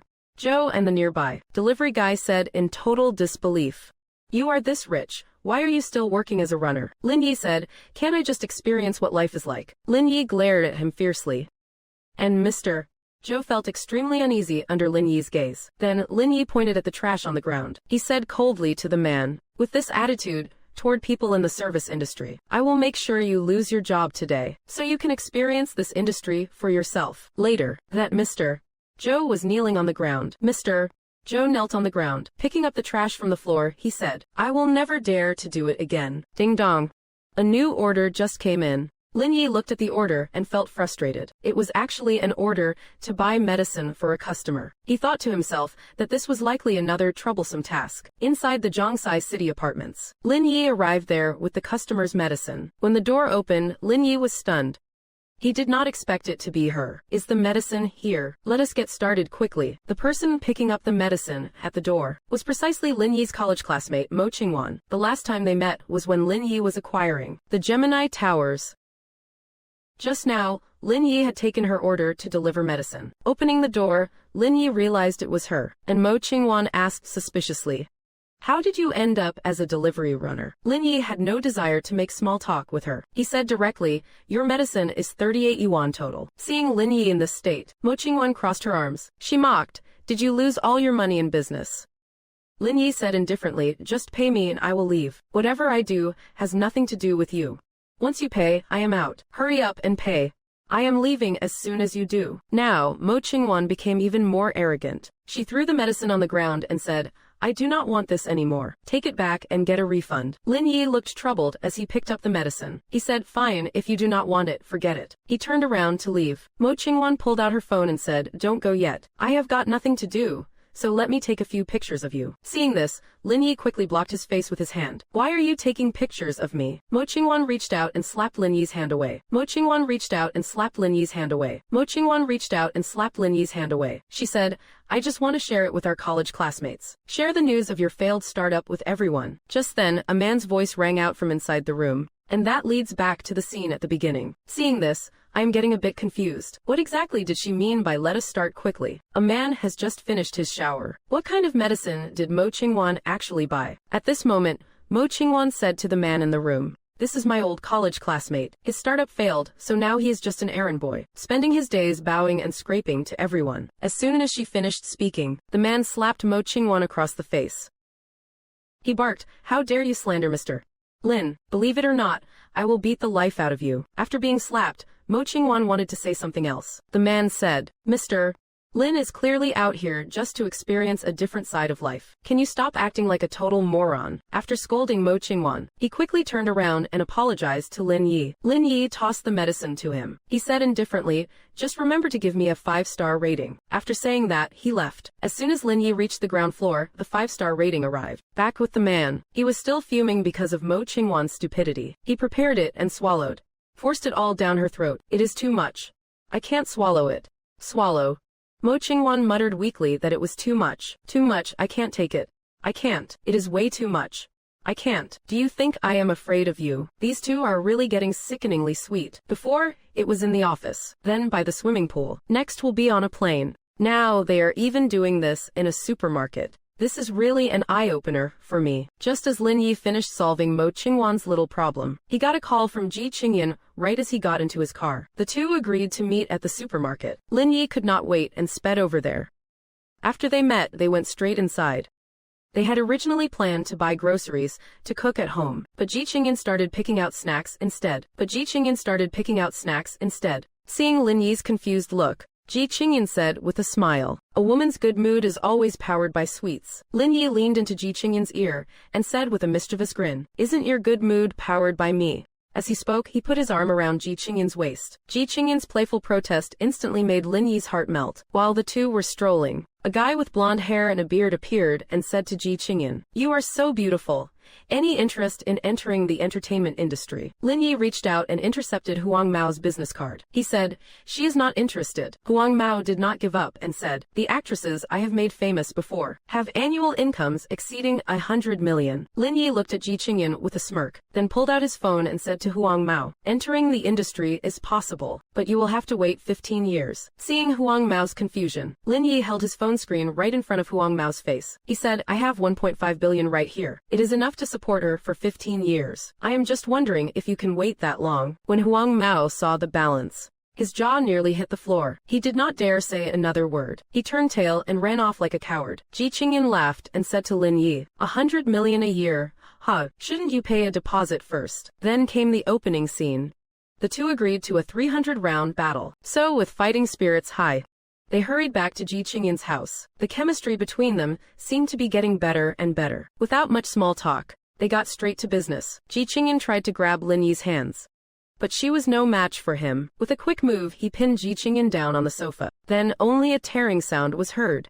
To be continued. Let me give you guys an update on the details of the battlefield. You pervert. Why did you say you were appreciating it? You can only blame Lin Yi for being so aggressive. He went right for that grape on Ji Qingyan's peaks. That is what triggered Ji Qingyan's blushing reprimand. Just a moment ago, the two of them agreed at the supermarket to a 300-round physical showdown. After returning home in high spirits, there was not much small talk.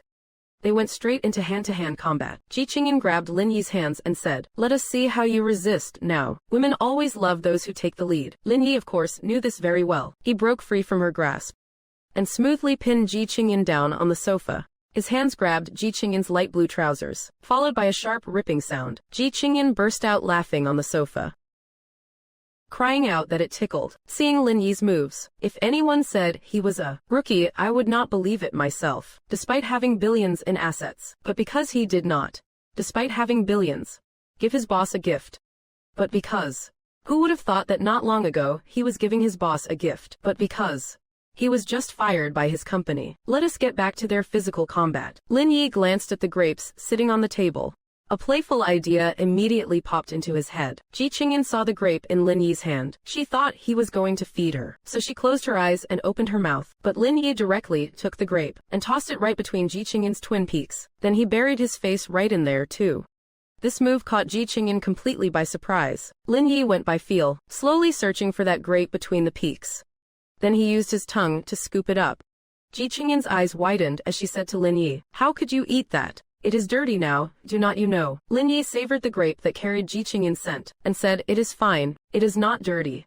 To break the awkwardness, he brought up efficiency. Efficiency is key. Ji Qingyan took out some documents next to her and handed them to Lin Yi. "Very efficient indeed," she said, killing the mood. "Tomorrow at noon in my office, I have arranged for you to meet with the people from the foundation." How could he let himself be interrupted by work at a time like this? Lin Yi casually tossed the documents aside. Then he tilted Ji Qingyan's chin up and said, "Let us finish those 300 rounds of combat first. Then we can talk about anything else." Ji Qingyan's face turned beet red. She could only submissively mutter, "You are annoying." And so, the 300-round contract was set. The next day, right after dropping off Ji Qingyan, he received a strange order. When he arrived, he finally understood. A guy with slicked back hair had driven his car into a ditch, and to show off his rich man mindset, he actually started live streaming it. The slick-haired guy said to the delivery drivers, "If you want a 5-star review, then lift my car out." Seeing this, Lin Yi completely ignored him. Claiming he had things to do, he turned and left. Seeing Lin Yi's passive attitude, the guy mocked him relentlessly in the live stream, just as he was getting carried away with himself. The roar of a supercar's engine made everyone turn their heads in surprise. When the supercar pulled up, the slick-haired guy saw the driver. It was actually Lin Yi, who had just left. He was instantly dumbfounded. That man's reaction from behind was likely exactly what Lin Yi expected. Lin Yi did not pay any attention at all to the man's bewildered expression. He just drove off immediately. But when the people in the live stream saw this scene, most of them started unfollowing him one after another. Watching his fans leave, that man was probably kicking himself with regret. After dealing with that little interlude, Lin Yi drove straight to Ji Qingyin's office. They had originally agreed to meet a client, but he did not expect that what he would actually be meeting were the pots and pans in the kitchen and a bunch of groceries. Realizing he would been played, Lin Yi let out a deep sigh. But no matter how reluctant he felt inside, he could not resist Ji Qingyin's relentless persuasion. In no time, Lin Yi had the meal ready and served on the table. Just as they were about to pick up their chopsticks, a shout of "Senior Sister" interrupted their dinner. The newcomer was He Yuan. After seeing Lin Yi there untying his apron, she said to Ji Qingyin, "Impressive, Senior Sister. You found such a handsome young guy to be your chef." Ji Qingyin waved her hand, about to explain, but a look from Lin Yi made her swallow the words she was about to say. Since it was dinner time, Ji Qingyin politely invited the two of them to join. He Yuan kept praising the food as she ate. Just by looking at the empty plates on the table, you could tell the aftertaste of the meal was absolutely amazing. After the drinks and dishes were finished, Ji Qingyin introduced him to everyone. "This chef you are talking about is actually the boss of Lingyun Group." The two of them almost spat out their food in shock. They quickly stood up to apologize. Lin Yi did not mind at all. He directly offered to hire them with an annual salary of 5 million. The guy next to her was obviously willing, but He Yuan's fangirl behavior made Ji Qingyin pinch and pull at her face. "Look all you want," she said, "but he is my man." Lin Yi was tapping away at his keyboard in front of the computer. "You think he is writing code? Nope, he is ghostwriting a thesis for someone else." Just a moment ago, Lin Yi had just woken up and was eating the breakfast Zhang Song bought for him when he suddenly received a new order. It was to ghostwrite a thesis. He was quite dazed when he first got the order. Left with no choice, he had to bite the bullet and go to the school. The lady who placed the order was named Zhao Weiren. She was currently fretting over her thesis. Lin Yi arrived just in time.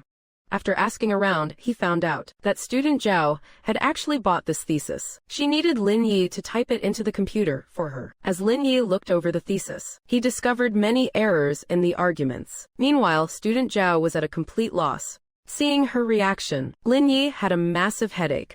He thought to himself, this girl is clearly a total slacker. Lin Yi knew she did not have any better options. So he sat at the computer, quietly rewriting the whole thing for her. Watching Lin Yi work like that, student Zhao thought to herself, this mysterious organization really is full of geniuses. In just 2 short hours, Lin Yi confidently handed her the thesis and said, "Done." But nearby, a bleached hair student named Sun Ning shouted, "That is absolutely impossible. If you take this thesis to the teacher, you will definitely get chewed out." Why did this guy Sun Ning show up here? It is because he was just proposing to his goddess on the school track. At this happy and romantic moment, student Sun pulls out a ring. The goddess is so moved she is about to say, "I do." Just then, Lin Yi pulls up in his supercar to ask for directions. Who would have thought? Student Sun's goddess turns out to be a superficial gold digger. Seeing the man in the supercar, she immediately starts acting all flirty. After Lin Yi leaves, student Sun tries to salvage the romantic atmosphere, but his goddess declares, "That supercar is where she truly belongs. You are a loser. Get lost already." Student Sun must have held a grudge over that, which is why he followed him here. Seeing Lin Yi again, his blood begins to boil with rage. Lin Yi does not care about any of that. He says bluntly, "You might want to let your advisor take a look first." Snapping back to reality, student Zhao takes the thesis to the advisor. Seeing the paper, the professor's brow furrows deeply. Already feeling guilty, student Zhao rushes to apologize. But in the next second, the professor's reaction catches everyone off guard. He has rarely seen a thesis of such incredibly high caliber. Upon learning that Lin Yi wrote this paper, he looks at him with newfound respect, praising him nonstop. Lin Yi does not linger. He takes the professor's business card and makes a cool exit. Sun Ning, seeing Lin Yi's arrogant and flashy attitude, is absolutely fuming with hatred. Suddenly, another woman stands in front of Lin Yi, tugging aggressively at her own clothes. The kicker is, this woman's boyfriend is standing right there, and her boyfriend happens to be Lin Yi's good friend. Just moments ago, Lin Yi went to the airport to pick up his friend, Zhang Song, along with Zhang Song's gold-digging girlfriend. Lin Yi then takes them to the street stall they used to frequent during college. Looking at the environment, Jong Song's girlfriend is clearly disgusted. Lin Yi and Jong Song simply ignore her, clinking their glasses together. Lin Yi suggests they head to his place to keep drinking and chatting, but Jong Song's girlfriend does not want to go with them, claiming she is going home. Lin Yi does not mind. After calling a designated driver, he tells them to head to Jojo Pavilion, known as the most luxurious area in Zhonghai. There is no way they have not heard of Jojo Pavilion. They are completely stunned. On the way back, Jong Song's gold-digging girlfriend starts scheming in her head. Soon, they arrive at Lin Yi's home, after realizing what the gold digger is planning. How could the righteous Jong Song ever agree? Seeing Jong Song's refusal, the gold digger thinks to herself, if she can't persuade him, she will just go after Lin Yi instead. In the living room, the gold digger emerges from the bathroom. She uses an excuse to get close to Lin Yi, and she is quite direct with her words. She asks Lin Yi straight out if he has a girlfriend. Lin Yi simply shows her a photo of him and Ji Qingyan. He says bluntly, she is the CEO of Chaoyang Company, worth $1 billion. The gold digger thinks, if she can't be the main woman, she will be the mistress. Tugging at her clothes, she says, I really like you too. How about I be your mistress? Even Lin Yi did not expect this woman to be so shameless. She skips the games and starts stripping right there. She thinks Lin Yi will fall for her honey trap, but Lin Yi just scoffs. I can't even tell your front from your back with that body, and you are pulling this stunt. You would better get the hell out of here. Since seduction failed, the gold digger resorts to her final trump card. She screams at the top of her lungs, assault, help. Jong Song rushed over as soon as he heard the commotion. He was absolutely stunned by the scene before his eyes. Clutching her chest, the gold digger barked at Lin Yi, if you do not cough up $1 billion today, do not even think about getting away with this. Lin Yi looked her dead in the eye, and retorted, is that mouth of yours lined with gold or something? Who gave you the nerve to demand that? Seeing the gold digger about to argue back, Lin Yi continued, in a mansion this big, how could there not be a top-tier security system? At this point, she was completely out of tricks. She had no choice but to beg Jong Song for help. But Jong Song's next move shocked the gold digger even more. Left with nothing, she could only run out in utter disgrace. Right after the group finished their meal, Lin Yi took them to the company to get familiar with the place first. He Yuan asked which floor the office was on. Lin Yi replied nonchalantly, the entire Gemini Towers belongs to me. Hearing this, He Yuan felt like changing into black stockings and a miniskirt, ready to throw herself at him right then and there. But turning around and seeing Ji Qingyan's sharp gaze, she could only rush forward with a forced smile to hide her embarrassment. The group walked into the building to check out the environment. Lin Yi smiled and asked Ji Qingyan if she wanted to move her company over here too. Ji Qingyan turned and teased, wanting to acquire my company. Shouldn't you try to conquer me first? Hearing that, Lin Yi leaned in close to Ji Qingyan. And that leads us back to the opening scene. These two are so lovey-dovey now, not only regardless of the occasion, but they do not even care who is watching anymore. Lin Yi leaned close to her again, and said, I am still short of a secretary. Would you consider the position? Before Lin Yi could even finish his sentence, Ji Qingyan grabbed his collar and said, what did you just say? I did not quite catch that. After checking out the surroundings, Lin Yi went to the airport to pick up his college friend. Meeting again after a long time, the two shared a wild, exuberant hug. Jong Song even puckered up and tried to plant one on Lin Yi's face. That move honestly left Jong Song's girlfriend both shocked and disgusted. She put her hands on her hips and said, as a real estate salesman, you must have made a killing this year. I wonder what kind of fancy meal you have planned for us later. Lin Yi told her straight out, I quit selling houses a long time ago. I am just an errand boy now, but a good meal, that is definitely not a problem. Jong Song really had no idea just how extravagant Lin Yi's life had become. That is why they had those expressions when they arrived at the parking lot. The woman's brother happened to arrive at that moment too. He explained, I just saw a Bentley, so I took some photos to flex on my social feed. Seeing his behavior, Lin Yi and Jong Song could not help but sigh. Is vanity actually contagious these days? At that moment, the man was showing off his newly bought top-spec Passat. Seeing Jong Song's awkward expression, Lin Yi could not stand to watch anymore. Lin Yi decided to step in. He directly pulled out his car keys. The big Bentley nearby chirped twice and the doors unlocked.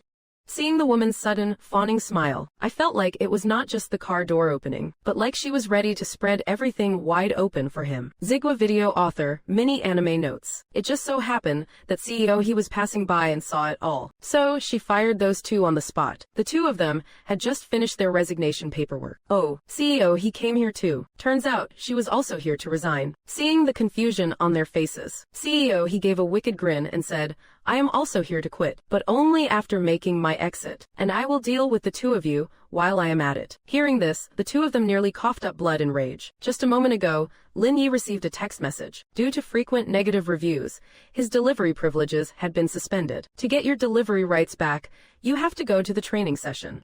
You really have to attend that training. Seeing this, Lin Yi could not help but fire back with a curse. Lin Yi first arrived at his own Lingyun Group building. Because of the issues at the research institute, Lin Yi had no choice but to use some creative tactics. So, he secretly arranged for two people to visit Cisco under the guise of a partnership. For a better disguise, Lin Yi handed them the spare keys from his Jojo Pavilion villa. He told them to pick a car that looked the part. A woman's heart. Is she being swayed by money again? Meanwhile, Lin Yi arrived at the training center. The person in charge, the manager, took one look and saw Lin Yi, who looked completely out of place. He did not waste any words with him. He spoke up directly, 5,000 yuan per person, and I will unlock your delivery permissions. Seeing everyone start to whisper and complain, the manager added, if you do not want to pay, you can leave right now. With Lin Yi's personality, he was never going to put up with their nonsense. He stood up to leave immediately. He said casually as he walked, I have recorded everything you just said on my phone. These two partners in crime, how could they possibly let Lin Yi just walk away? So they hurriedly called the security guards over. Looking at the situation, it seemed like another tough fight was brewing. Just then, CEO He happened to pass by this place. She was stunned to see Lin Yi there. After figuring out exactly what was going on, she spoke up directly. The two of you, pack your things and get out. Before the two of them could even react, they were escorted out by the security guards. After they left, she said to Lin Yi, can't you just stay out of trouble for once? After saying that, she went to the HR department. The two fired employees saw her and were fuming with rage. CEO He did not even acknowledge them. She said directly, I am also here to resign. As soon as she said those words, the two of them were so frustrated they felt like biting someone. CEO He continued, before I leave, I might as well take care of you too. And that is why the opening scene happened. The two of them stared at her fiercely. Watching her leave, they thought to themselves, I must have woken up on the wrong side of the bed today. Just then, Lin Yi unlocked a new profession, doctor. He was also rewarded with 2 billion RMB. Every time System Miss appears, there is always a pleasant surprise. Lin Yi arrived at Aunt Lu's noodle shop in a great mood. He had just started eating his noodles when he ran into that gold-digging ex-girlfriend, Lu Cici. As soon as the gold digger Lu Cici saw Lin Yi, she sat down right next to him. She started using her feminine charms on him. Looking at Lin Yi's expression, you could tell how much he was repulsed deep down. He simply pushed her away to get back together with Lin Yi. The gold digger Lu Cici even started making solemn vows. Lin Yi did not expect her to go to such extremes. He pointed at the trash on the nearby table and said, then go and clean up the trash on that table. Lin Yi's words were like an imperial decree to her. Lu Cici dashed to the table in just a few steps. She grabbed the rag and started cleaning. Lin Yi did not want any more entanglements with her. He got up to leave immediately. Realizing she had been played, Lu Cici slammed the rag onto the ground. Lin Yi would not care about things like that. He just hopped on his bike and left. He picked up Ji Qingyan and headed straight to the design company. Lin Yi had not even gotten out of the car yet when they arrived. The two receptionists were already busy exchanging pleasantries with Ji Qingyan. Seeing Ji Qingyan's stunning appearance, the male receptionist stepped forward, trying to shake her hand.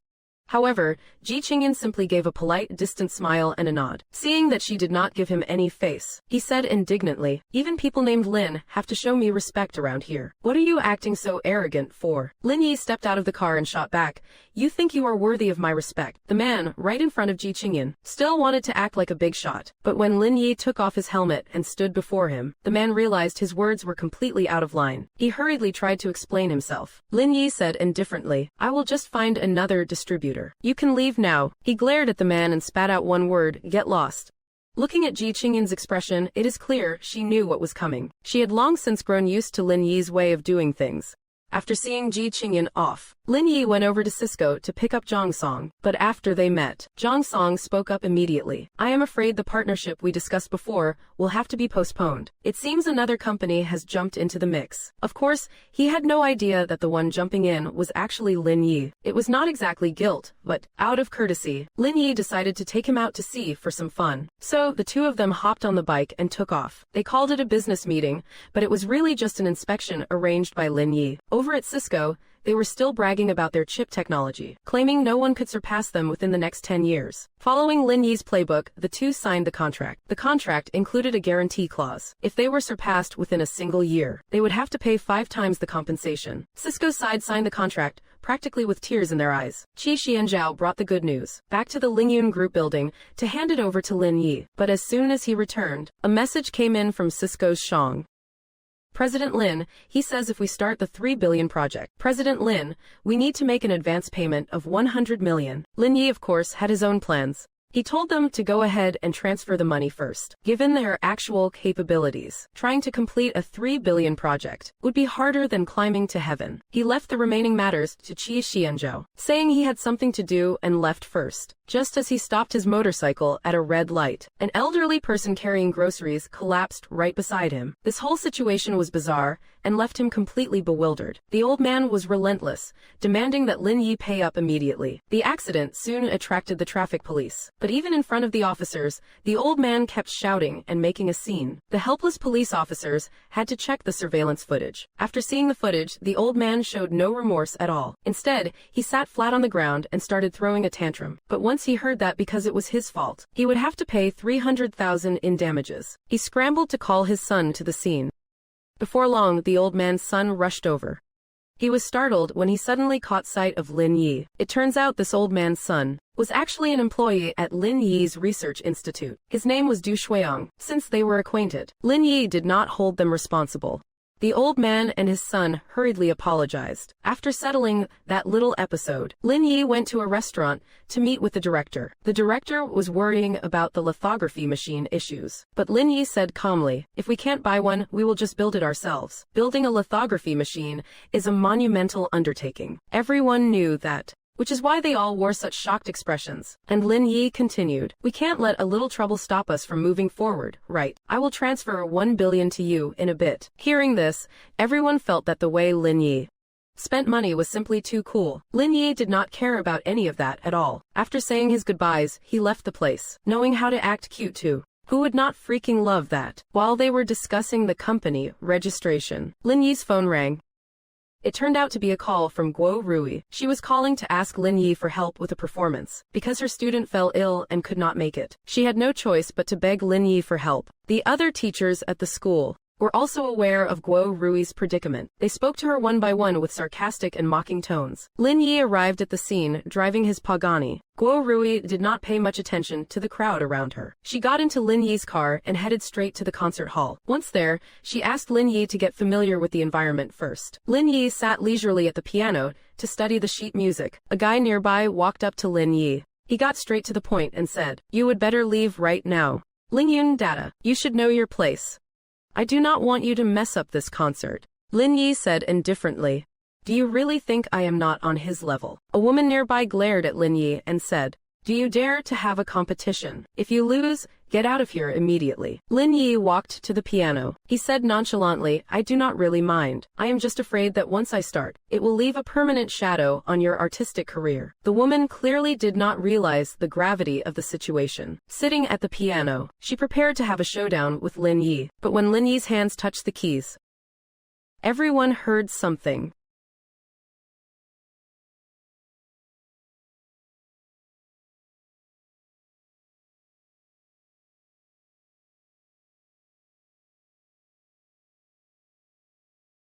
What astonished everyone was, this level 10 difficulty piece was actually played by Lin Yi with just one hand, and he was even answering a phone call at the same time. Everyone knew that for this piece, even average masters would find it difficult to play even with 4 hands. This display of skill made the arrogant people from earlier look at him with eyes full of admiration and regret. Right at that moment, Guo Rui appeared before Lin Yi in a stunning black evening gown. They were all getting ready to start the performance. However, the teacher named Qin was plotting something malicious. Just as they were about to take the stage, that teacher Qin came up to Lin Yi and said, it is a last-minute decision. We need him to play the cello. He won't be needed for the piano anymore. He thought the performance would humiliate Lin Yi. He did not expect Lin Yi to conquer the audience with the cello as well. The music ended, and it was time for the curtain call. Lin Yi overheard from others that teacher Qin had been playing tricks on him. After whispering this to Guo Rui, he left. Coming out of the concert hall, he bumped into a girl with long, flowing hair. The girl boldly said it would take 200,000 to be with her. Lin Yi was not about to tolerate her nonsense. He directly told her to get lost. Seeing her weak attempt to talk back, the blonde guy nearby saw everything. Remembering Lin Yi's capabilities, he hurriedly stopped the girl next to him. Lin Yi thought it was best to stay away from women like that, so he hurried away. Upon seeing Lin Yi, she threw herself at him. Just a moment ago, Lin Yi, Shi Xianzhao, and the others were in the restaurant, discussing how to deal with Cisco. Suddenly, Ji Qingyin's phone rang. Lin Yi thought to himself, how could I forget my little baby when something this good comes up? So he brought Ji Qingyin along, preparing to let her join him in fleecing Cisco for a fortune. As for Qi Xianzhao, he and his crew were old pros at this. How could they not understand Lin Yi's intentions? While they were all gloating over their plan, Lin Yi's phone rang again. But this time it was not Ji Qingyin.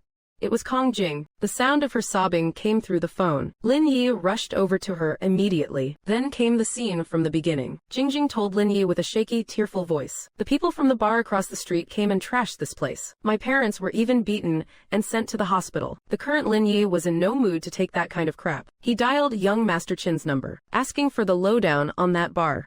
Lin Yi walked straight into the bar's private VIP room. A few men were there, surrounded by girls, drinking and indulging in debauchery. The lackeys nearby were busy brown-nosing their boss. Lin Yi kicked the door of the private room wide open. The massive bang gave the boss inside a real fright.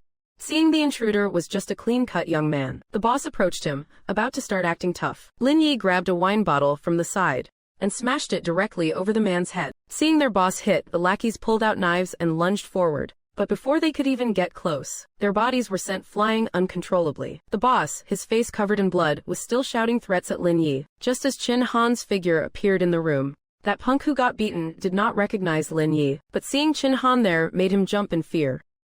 Clearly, Qin Han had seen plenty of scenes like this. He said coldly, "You dare to mess with my brother. You must not want those hands of yours anymore, huh?" Hearing those words, the boss was so terrified, he immediately fell to his knees, begging for forgiveness. Lin Yi only wanted to teach them a lesson, so he did not bother pressing the matter further. He and Qin Han walked out of the bar, laughing and chatting.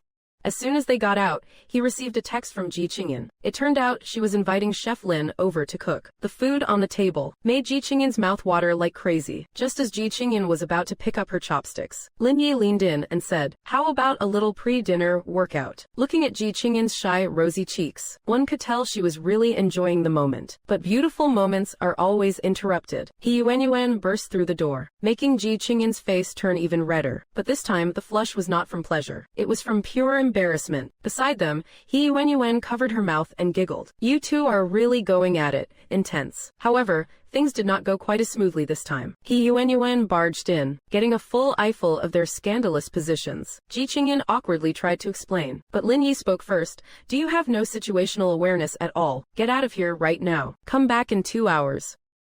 These words made He Yuan both envious and jealous. She thought to herself, 2 hours. The boss has some serious stamina. Ji Qingyin called out to He Yuan. She thought Yuan was there to report on work. But then Yuan opened her mouth and said, "Are you asking me to stay and watch the show?" He Yuan's lack of seriousness was really a match for Lin Yi's. Ji Qingyin was so annoyed she reached out to hit her. He Yuan reported on the progress with Cisco, while watching Lin Yi and Ji Qingyin being all lovey-dovey. Right after He Yuan finished her report and left, Ji Qingyin took Lin Yi's arm, mentioning she had a banquet to attend that evening, and had ordered a formal dress. Lin Yi could easily read her mind. The two of them walked into the store hand in hand. Before long, Ji Qingyin appeared before Lin Yi, dressed in an evening gown. While Ji Qingyin looked stunning in the gown, she was dealing with the ever-unpredictable Lin Yi. Lin Yi leaned in close to her. He lowered his head, admiring the view of her twins on full display. Suddenly, a blind woman in professional attire interrupted them. Seeing how beautiful the gown was, she wanted to buy it at a high price. Just as Ji Qingyin was at a loss for what to do, Lin Yi spoke up bluntly, "What is with the extra money? Now get lost." The woman was chased away by Lin Yi's aggressive outburst. She went downstairs and got back into her car, immediately telling the woman beside her what happened. As it turned out, this woman was the star Lu Fangfei, and the one in the suit was likely her manager. Meanwhile, Ji Qingyin was meticulously dressing up in her gown. Lin Yi hugged her from behind. Looking at Ji Qingyin's expression, it was clear Lin Yi's hands were being naughty again. Intoxicated by her scent, his hands continued to roam restlessly over Ji Qingyin's body. With the plot escalating to this point, it would be a crime if something did not happen in a scene like this. With clothes cast aside and Ji Qingyin's blushing cheeks, it was bound to be another sleepless night. The next day, in front of the Grand Hotel, countless paparazzi were dazzled by Lu Fangfei's beauty. Their goal this time was very clear. They wanted to get on the good side of young Master Qin. At that moment, Ji Qingyin's figure appeared on the scene.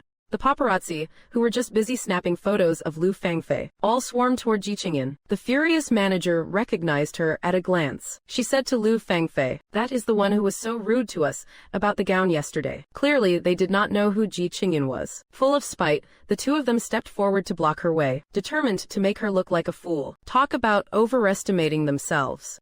The face-slapping was about to happen. Ji Qingyin arrived at the charity gala in her gown. The paparazzi, who were originally attracted by Lu Fangfei, all flocked to Ji Qingyin instead. Fuming, Lu Fangfei wanted to teach Ji Qingyin a lesson. So she called the security over and said, "It is either her or me. You guys know what to do, right?" She thought she would make Ji Qingyin lose face completely. To her surprise, the security asked Lu Fangfei to leave instead. The words immediately stunned the duo. Seeing her indignant expression, the security guard explained, "She is the CEO of Chaoyang Group. She has an official invitation. You would better be smart and leave now." Lu Fangfei thought to herself, she could not waste this hard-won chance to connect with young Master Qin. So she turned her head and said nonchalantly, "It was just a misunderstanding. I won't lower myself to her level. This woman really has some thick skin." Inside the hall, Qin Han and Lin Yi were joking around. Suddenly, Guo Rui appeared in front of Lin Yi. Lin Yi politely stepped forward to greet her. After a few pleasantries, the mischievous Qin Han came over to Lin Yi and said, "You little rascal, you even managed to charm the vice president of the music association." Lin Yi was so annoyed he snapped at him. Having sneaked in, Lu Fangfei transformed herself into a social butterfly, and then her manager suddenly spotted Lin Yi. Upon learning the situation, Lu Fangfei decided to go over and take her anger out on Lin Yi. She walked up to Lin Yi and splashed her red wine.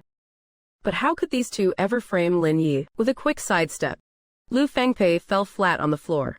Looking at her sprawled on the ground, Lin Yi said, "Hey, do not look at me, that is none of my business. Whoever made your legs go weak, go find them." A man nearby, trying to protect Lu Fangfei, pointed his finger. Lin Yi was just about to shout back. Qin Han followed the sound and arrived at the scene. When the woman saw Qin Han, she put on a fake, ugly smile. She said to him, "Even though this gentleman tripped me, I am sure he did not do it on purpose."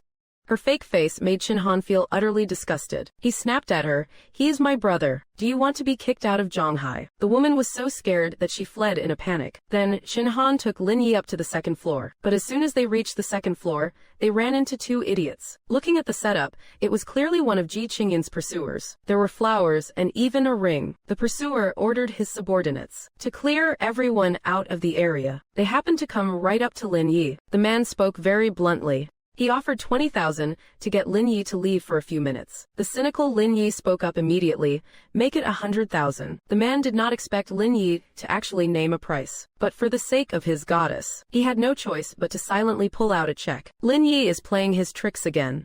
But you can't really blame him. He was originally Ji Qingyin's pursuer. Just a moment ago, when the man was about to confess his feelings to Ji Qingyin, he was scammed out of 100,000 by Lin Yi's scheme. To him, the money was a small matter. But where was his pride? That is why he was gnashing his teeth, looking at the two of them. Right at that moment, a call from Teacher Li interrupted the happy couple. It turned out Teacher Li was hospitalized due to illness, and needed Lin Yi to cover a class for him. Lin Yi readily agreed and headed to the school. The next day at school, he arrived to teach. Lin Yi's arrival filled the students with enthusiasm, but the presence of a few foreign exchange students made Lin Yi feel very uncomfortable. Seeing their arrogant behavior, it quickly drew dissatisfaction from the other students. But their reckless actions were beneath contempt in Lin Yi's eyes. The exchange student did not show Lin Yi any respect either. He actually started harassing his own student right in front of him. Not only was the exchange student arrogant, but the others around him followed suit, becoming just as obnoxious. Unfortunately, they messed with the wrong person. Lin Yi raised his leg, and with a loud splash, the guy fell right into the swimming pool. Climbing out of the pool, the exchange student had no idea he had provoked someone he should not have. What he did next truly left Lin Yi stunned. Those few actually started urinating in the pool. The others with him followed his example, pissing recklessly. Just as they were about to leave, Lin Yi said calmly, you want to leave, fine. Drink the water in the pool before you go. The exchange student was still shouting about the kick Lin Yi gave him. Before he could finish his sentence, a slap from Lin Yi sent him sprawling on the ground. The rest of them met the same fate as that exchange student. I really have to admire this exchange student's indomitable spirit.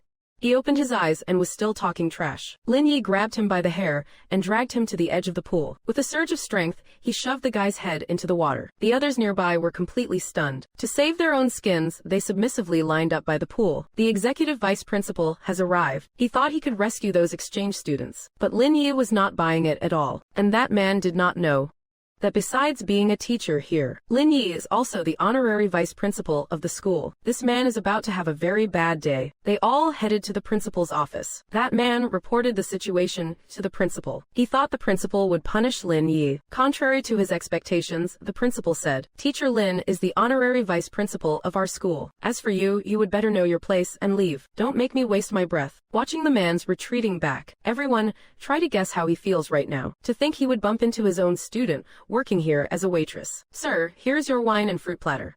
You are dressed quite boldly. When she saw it was Lin Yi, Teacher Lin, her hands gripped the hem of her skirt nervously. She really did not know how to explain herself. Look at that look in Lin Yi's eyes. How will he handle this situation? Just moments ago, Lin Yi arrived at young Master Chin's Watching Pool Health Club. As soon as he arrived, he immediately purchased 2 top-tier package cards. This grand gesture left all the waiters' jaw dropped. They all exclaimed that the way this man spent money was just too cool. Coming into the private room, young Master Chin and his group had already been waiting for a long time. They exchanged pleasantries upon meeting. Lin Yi took out the cards he just bought and handed them to young Master Chin. Right at that moment, a waitress in uniform walked in.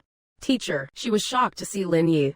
Teacher Lin, and that is how the opening scene came to be. Young Master Chin jokingly picked up his glass and said, if you know her, it is easier to handle. $10,000 for 1 glass. The waitress was about to refuse. Lin Yi barked angrily, if you do not drink, I will report you. The waitress was at a total loss of what to do. But looking at the money on the table, she slowly crouched down. She picked up the glass and drained it in one go. After 2 glasses down the hatch, the contents of her stomach uncontrollably rushed up. Young Master Chin certainly knows how to be a gentleman. Seeing her like that, he let her leave. After all, she was his student. Lin Yi was also worried something might happen to her. So he asked young Master Chin to have someone keep an eye on her. They had just left when young Master Chin's man called, claiming someone was causing trouble outside. Lin Yi stopped young Master Chin, who was about to leave, and said, you guys carry on. I will handle it. As soon as he stepped out, he saw a few thugs surrounding his student. The leader of the thugs clearly did not recognize Lin Yi. He insisted on taking the waitress away. Seeing his posture, it looked like he was playing for keeps. Before Lin Yi could even react, young Master Chin's man mentioned earlier rushed forward. His sheer ferocity gave even Lin Yi a start. The others saw their boss getting beaten up. They were about to jump into the fray. But then their real boss came running over. He stood before Lin Yi bowing and apologizing most respectfully. Lin Yi did not want to make things difficult for his own people. He took his student and left. A short while later, Lin Yi brought her to his hotel. Inexperienced as she was, she had no idea what would happen next. She was panicking like crazy inside. After walking into the room, Lin Yi saw how nervous she was. He explained, if your family sees you like this, they will worry. Stay here for now. Unable to suppress the grievances in her heart, the student sobbed and said, she only did this to pay for her father's medical bills. After understanding the situation, Lin Yi offered a few words of comfort. Then he made a call to have 500,000 in cash delivered. This student really is innocent. Seeing Lin Yi helping her like this, she did not know how to repay him. Looking at what her hands are doing, what exactly is she trying to do? She really has Lin Yi stumped. Usually, he is the one flirting with others, but this time he has met someone so proactive. He really could not handle much more of this. Just a moment ago, Lin Yi brought his student back to the hotel. After learning about her ordeal, he did not hesitate to step in and help. Comforted by his kindness, she did not know how else to thank him. That is why she started performing those smooth practice moves. The ring of a phone interrupted the student's attempt to show her gratitude. It also saved Lin Yi's image as a dignified teacher. Upon arriving at the student's home, her mother was lying in bed, and several of her relatives were there too. These people were not here to visit the sick. They were here to demand money. It turns out the student had borrowed money from them, just to pay for her mother's medical treatments. At a time like this, instead of helping, this crowd was kicking her while she was down. This is a clear case of blatant bullying. Lin Yi saw right through them. they were not actually trying to help her. He decided she should pay back these so-called relatives first. When the suitcase was opened, the relatives saw a case overflowing with cash. They were all completely dumbfounded. He casually took out a stack of cash and tossed it to them. Then he promptly showed them the door. With Lin Yi's help, her mother was successfully admitted to the hospital. Seeing that look of pure devotion in her eyes, Lin Yi could probably guess exactly what she was thinking. After giving a few instructions, he took his leave. He met with the director of the research institute at the Watching Pool Health Club. The director and his associate had just returned from the USA. Lin Yi's intention was simply to let them relax a bit. But looking at the venue, the director got the wrong idea. He thought Lin Yi was taking him for some shady business. While Lin Yi was feeling awkward, Lu Ying began her briefing. She was even pulling out her femme fatale charm for these guys. Just as they were introducing the project, Lin Yi's phone rang. There was trouble at the company. Lin Yi stood up, made sure the director was settled, and they headed straight to the office. When Qi Xianzhao saw Lin Yi, he handed him a court summons immediately. He Yuan mentioned a 370,000 yuan receipt from the health club. Did you get reported for doing something illegal there? Lin Yi did not bother explaining much. Looking at the information on the summons, the plaintiff was Tianong Fund. While staring at the summons, he suddenly thought of that persistent suitor of Ji Qingyan. Well, this just made things much easier. He told He Yuan directly to put on a sexy short skirt and black stockings, and accompany him to court tomorrow. With things arranged on that end, Lin Yi headed over to Chaoyang Group. He arrived there to see Ji Qingyan. Lin Yi, covered in sweat, flashed that wicked grin of his again. What are you doing up here? Coming to cheer me on for the court hearing tomorrow. No wonder Lin Yi is always so eager to see her. She was lying face down on the sofa. She turned back and said to Lin Yi, hurry up and start. Lin Yi took a small bottle from the side table. What is going on here? Adding some sauce before the main course. Lin Yi poured the contents of the bottle onto Ji Qingyan's back. That tingling sensation made Ji Qingyan's eyes widen instantly. Looking at Lin Yi's technique, he really is a master at this. After they were finished, the two sat on the sofa, discussing the trip to the USA. Hearing about the trip, Ji Qingyan jumped up to book the flight tickets immediately. Meanwhile, Lin Yi still had the matter of his student's mother to handle. As he prepared to leave, he did not forget to sneak in a little flirtatious touch with Ji Qingyan. Over at the hospital, the student's mother was looking much better, but two other families of relatives were still in the room. Never mind that pair of women, but this mother and son over here are really showing off way too much. That Huang Mao fellow was suddenly filled with some sort of unearned confidence. He told Lin Yi, if there is anything you can't handle, you can give me a call anytime. Seeing Lin Yi's expression, it was clear he was about to play one of his tricks again. He grabbed Huang Mao's hand and asked, can you help this mother and daughter out? Just help them pay back that 500,000 debt. This request immediately scared the living daylights out of Huang Mao. Lin Yi turned to ask the aunt about her health. Xiao Ran explained that she was still under observation. The money you gave me.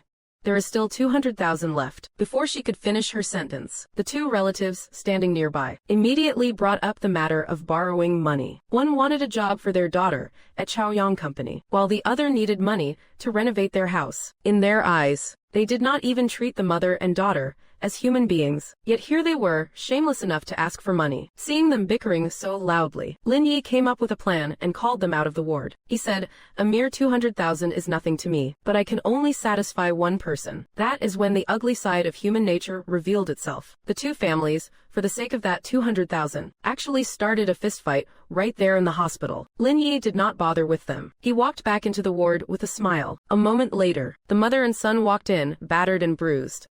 Lin Yi is a man of his word. He told them, I can give you the 200,000, but sign a promissory note first. The mother and son were busy calculating their gains as they signed the promissory note. After handing it to Lin Yi, they thought they would get the cash immediately. Who would have thought Lin Yi would then say, go back and get ready. Bring your house deed to use as collateral. The two of them had no idea Lin Yi would play them like this. They walked out of the ward, cursing and swearing. Lin Yi did not stay much longer. After a brief talk, he also left the premises, leaving behind a deeply grateful Xiao Ran. She silently watched his departing figure.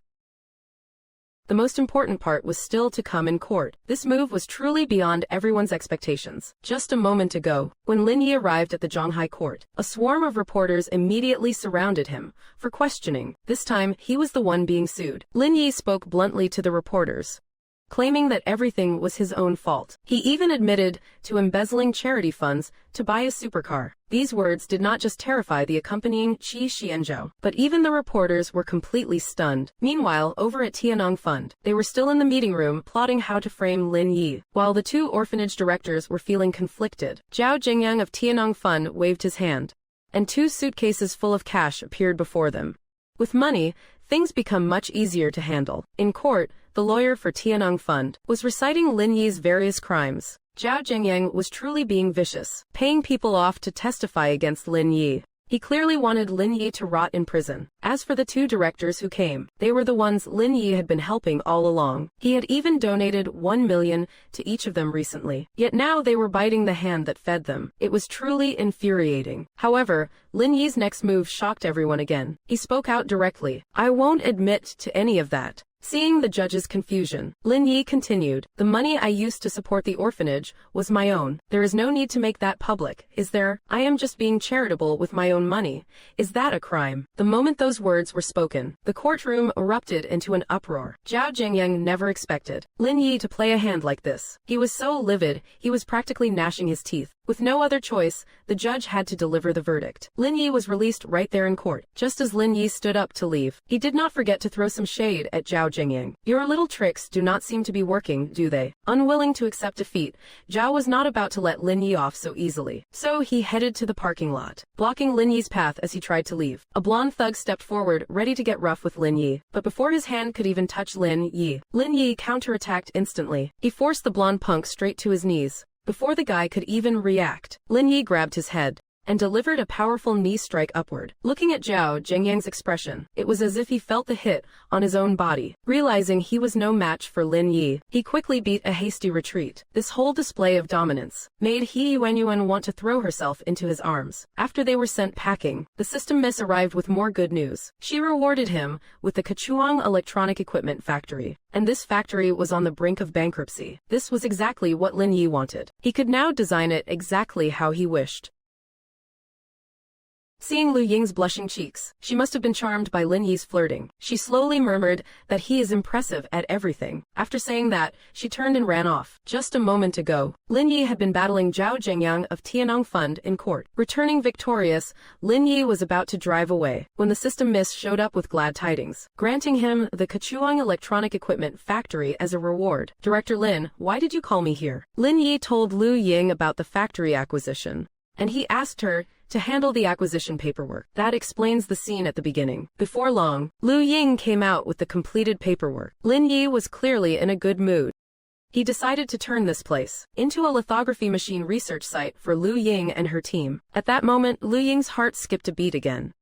If they were not right out on the street, who knows how she would have repaid Lin Yi over at the Cisco factory, because they stole technical secrets. Business was currently booming and frantic. Meanwhile, the Kechuang factory he just took over was quiet and deserted. As the two of them walked into the workshop to inspect it, a pair of figures caught their attention. Weren't these two just over at Cisco earlier? Yet here they are, scurrying over to this side. Lin Yi did not waste any breath. He took a photo of the license plate and called someone to run a check. Then he left with Lu Ying over at Ji Qingyin's place to welcome Lin Yi home. To prepare for Lin Yi's arrival, she personally went to the kitchen to cook some ginseng soup. Lin Yi thought to himself, she is really trying to help me recharge. He leaned in close to Ji Qingyin and said, "Seems I am not working hard enough, since I am still not satisfying you." The ring of a phone interrupted their intimacy. It was He Yuanyuan again, saying the owner's info had been found. "It is Cao Xiangyu, the son of the Cisco boss." Lin Yi told Ji Qingyin about it, and just as he finished, Lu Ying called as well.